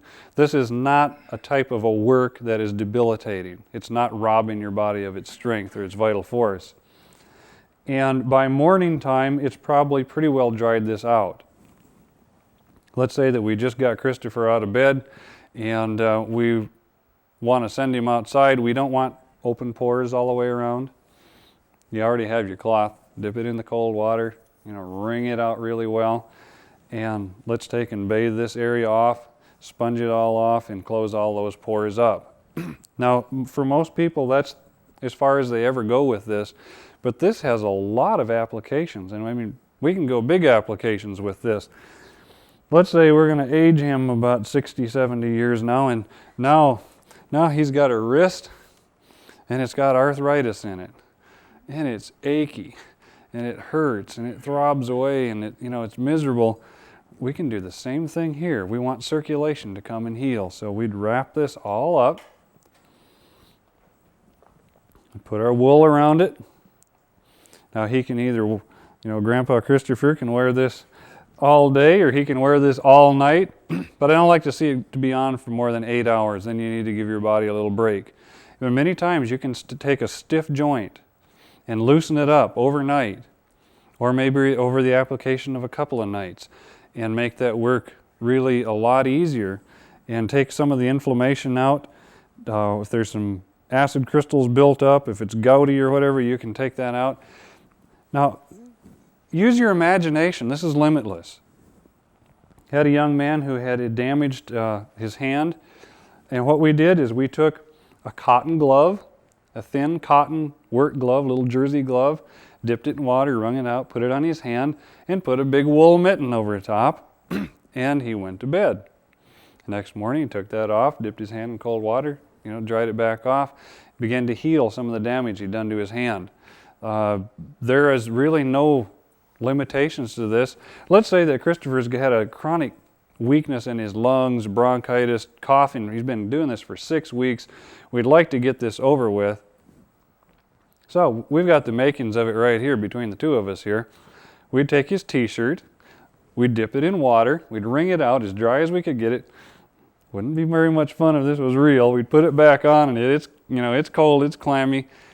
We'd take a wool sweater and we'd put over the outside of him. And now we've got a whole upper body heating compress on all night long. And we can begin to heal the whole upper area by drawing blood away from the rest of the body and healing this area and concentrating it here. Question? Do you use plastic over to keep the heat in? If he's in bed, you wouldn't have to. Now, if he's going to be up sitting in a chair or whatever, you might want to take a garbage bag and pop a hole out and put it over top. Or if you could just put another garment over the top of that, like a windbreaker would be really advisable to use. But this is one where you don't want to have him outside. Much too easy to get him chilled. Now let's say you didn't have a sweater. Well, if you got about 5 yards of wool fabric, you could just wrap him. You've got an old wool blanket. Wrap him up on top, put him to bed. There's really no limitation to what you can do with this. Remember the principles, and then you can make it in any application that you want to, and it's very, very simple. Now, just for the sake of the camera here and to stop the setup and the takeoff here again, I want to talk about ice massage. This is the only time I'm going to do something cold to you, okay? Now, if we can lay you down with your head up here, maybe you could lay down right on your...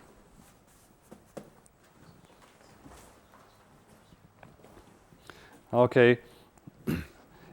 This is one when we get into the massage. This is hard to know whether this is massage or hydrotherapy. It's kind of somewhere in between, so we're going to talk a little bit about it in both aspects. Let's say that Christopher says his shoulder and his arm hurt. And I begin to push around here, and I find that I have inflammation. I have a area that's fat, I guess you'd want to say, fatter than the other side.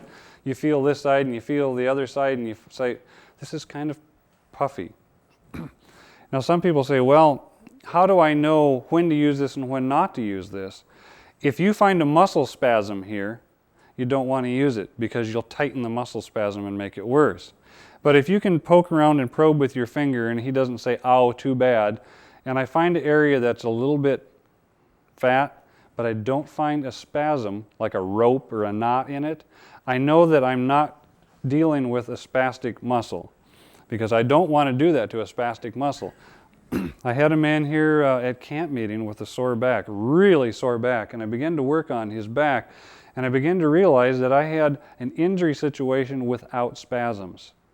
I had a lot of pain that he was demonstrating, and it felt fat and a little too full all along that one muscle, and I realized that he had an inflammation. I took one of these little blocks of ice. You get these, when you buy things through the mail that are like vaccinations for your horse or cat or whatever, and they want to keep them cold as they UPS next day to you. You can buy these in the drugstores or whatever. You could use a block of ice. They sell the harder plastic ones to keep your thermos bottle cold or whatever if it's in your outdoor pack. I would just take and apply that here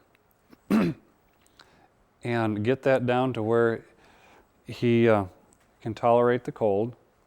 I'll give him a little bit of a break now and then, and I begin to massage this area. Now, you can either use your fingers intermittently in between the ice, or you can actually use, like if it's on his back and I have a big area, I might use this as what I'm massaging with rather than my fingers.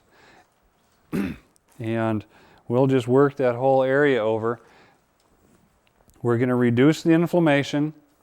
We're going to actually be pushing lymphatic fluids around in the tissue. Some of the blood's going to be pushed around because we're actually applying some fairly significant pressure. But we're also causing all of the inflammatory process via the circulation being driven away. A lot of it's going with it. We'll give him a little bit of a break. I'll massage this area just with my hand. Circulation will return. Anytime you're doing good massage therapy with your hands, you're bringing circulation. You can work on someone and pretty soon you see where its skin turns pink. You know that you're bringing circulation to the area. We're going to come back over here again, and we're going to massage again with the ice, and we're going to be driving all those things back out again. It's very effective on like sprains and strains in your back and your shoulders, upper arm muscles. Works good on thigh muscles, that type of thing. It's very simple. It's very easy. You can do it to yourself if you can reach it usually. On your back, it's going to be a little more difficult, but very, very easy to work with on someone else. Okay, Christopher, I think we can have you sit back up again. I want to talk about the cold mitten friction rub as a standalone therapy. Now, we alluded to it numerous times in the other therapy protocols that we talked about. You know, when we were going to use it with other things, when we were telling how versatile it is, we can use it with this, we can use it with that. But standalone, I want to talk about it and give you the indications and contraindications and the correct procedure for it. If you have a person who's just plain weak, they've been sick and they're weak, someone who is currently sick and sort of weak, that's an indication for it. A low immune system, someone who has a low total body circulation. I'm not talking about a diabetic who has problems with the extremities, just somebody who just has real sluggish circulation. This really begins to get things moving. It's a little bit of what some people might say one of the more harsh therapies. I mean, it's not damaging, but you know, it's kind of motivating to the whole system. You know what's happening. Contraindications. If you've got open sores or lesions on the skin, do not use this. You will damage tissues. You can spread things. Poison ivy, poison sumac, poison oak, please don't use it with that. You'll spread it all over the place and really make things miserable. If you have a person who's already getting a case of the chills, this is probably not the time to do this therapy. Maybe you want to give him a fever bath, or maybe you want to give him a steam bath, or any one of the other therapies. But when someone actually is coming down with a good case of the chills, this is probably not the time for that. And if you have someone who has been burned, a sunburn, either from the sun or someone who's been welding with an arc welder has got a welder's sunburn. If you've got someone with chemical burns, an actual burn from a heat source, you don't want to be doing this. The skin is not receptive to this, and it's going to be damaging. The typical time what we're going to deal with this is probably in somebody who's been sick for quite a while. He's broken a fever, or maybe he has a fever, and the chill time is over with, and we're in the furnace time where everything is just really burning up. You can do it, and it works quite well in pelvic congestion. You're going to begin to pull circulation away from the pelvic congestion to everywhere. You can do it for someone who has sinus congestion. Somebody who's got one of those pressure headaches, or it's just your head's going to explode. It'll pull the pressure out of the upper head area and bring it to other parts of the body. You're going to notice pink skin everywhere. Nice pink skin. We try to do it one limb at a time and then cover again. You don't want to just stand poor Christopher up here in his BVDs and start working him over from head to toe. By the time you get down to the bottom, you're going to have him so chilled that you could cause him to come down with pneumonia if he only started out with a cold. Think very carefully, one limb at a time. I would just work on this arm, and I would have him draped, and I would cover everything up but this arm. Then I would cover that arm, pull it inside, and do the other arm. And then if I was going to do his chest, I would open the chest and work on it very, very briskly. And with your mittens, again, you're dipped in cold water. You wring them out very dry because you're dealing a lot with the friction and not quite as much with the cold. And I would just really go to work on him here quick and then cover him back up. Go to work on the back, cover it back up. And you're going to be changing periodically. You're going to have to take these mittens out, dip them in between each body portion, wring them back out and start over again, because you don't, especially if he's feverish, he's going to heat these right up right away. And they're not going to be doing any good at all. You may want to possibly combine this with a hot foot bath. It would work well with a hot foot bath. If you're trying to get circulation away from an area, that increases the intensity of the effect. What you want to do when you're done with each area is dry it before you cover it. You don't want to put Christopher away damp. Anybody who's ever worked with horses knows you don't put the horses away after they're all sweated up.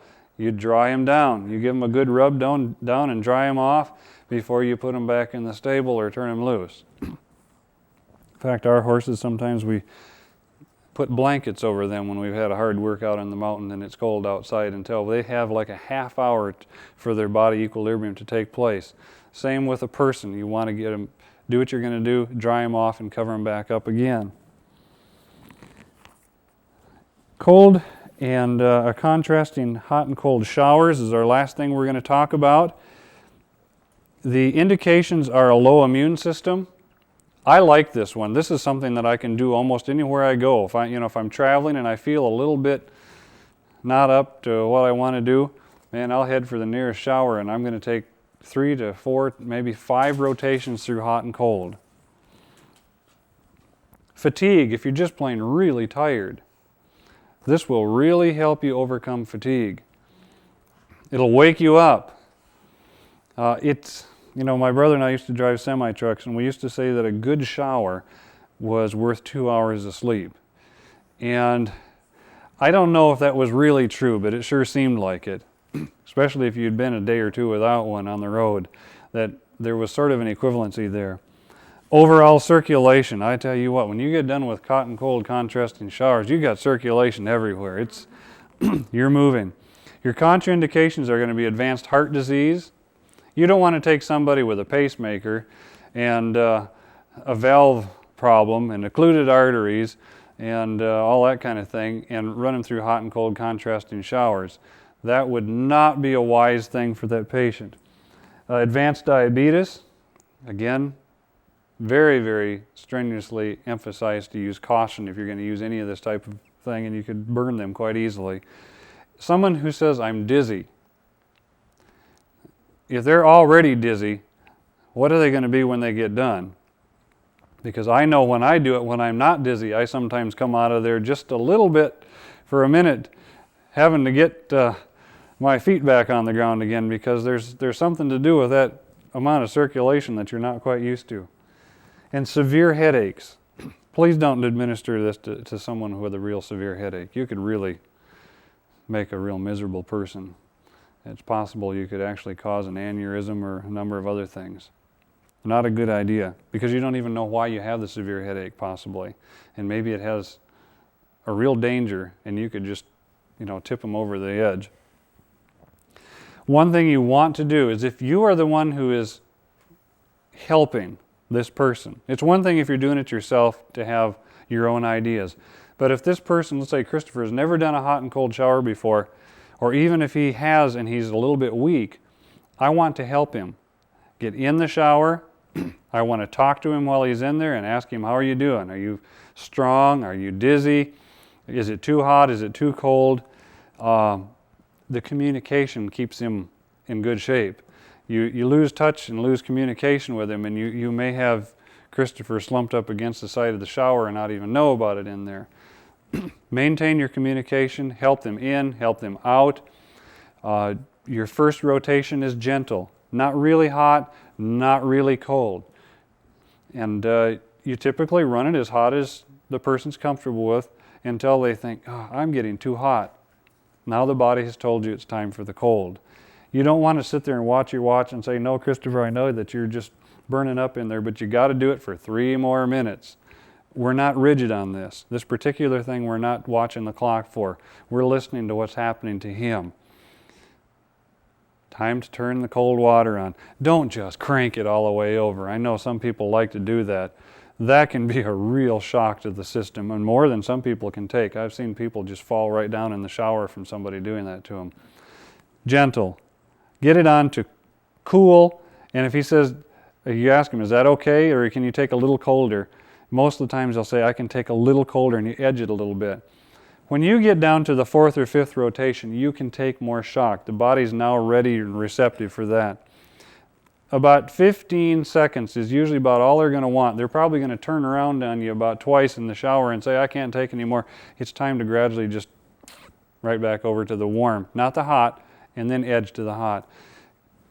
Eventually, towards the end, you're beginning to actually feel, man, I'm hot. I'm sweating in this shower. I feel like I'm perspiring about the 3rd or 4th rotation.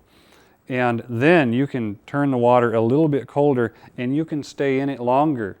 It feels good. It doesn't feel shocky anymore. It doesn't feel uncomfortable. It doesn't make you want to scream and run and get out. You actually can sit there and say, oh, this feels just so refreshing. And when you've reached that point, you know that you've done something very positive for your immune system. At that point, you want to cool the person down a little longer. And what I like to do is when you've hit the cold, then back off to where it's kind of just lukewarm. After you've had your 30 seconds of cold, back off to about lukewarm. Give the person a little bit of a chance to catch their breath and get their heart right and get their equilibrium and their balance. Then take them out of the shower. They're not coming out of a hot or a cold, just a gentle cool that's real comfortable. Dry them off, and it's important that you've left them in the final cool long enough that they're not going to just burst right back into a sweat again the second you get them out and get them dried off. Otherwise, you're going to have to go through this all over again to get them cooled down. Close all the pores, dry them all off. It's really ideal for that person to go and lay down for 15 minutes. It's nicer maybe if you do this before you go to bed. Some people say, but it's so invigorating, I couldn't begin to go to sleep. I notice that I sleep really well after I've done this. For some reason or other, it gets your body chemistry such that your mind is all keyed up to do something, whether it's to go to sleep or to wake up. It's ready to respond to what you're wanting it to do. And that is the end of what we're going to do with the hydrotherapy, except for we're going to do a full bath fever treatment, but we're going to demonstrate that a little bit later when we can get set up for it.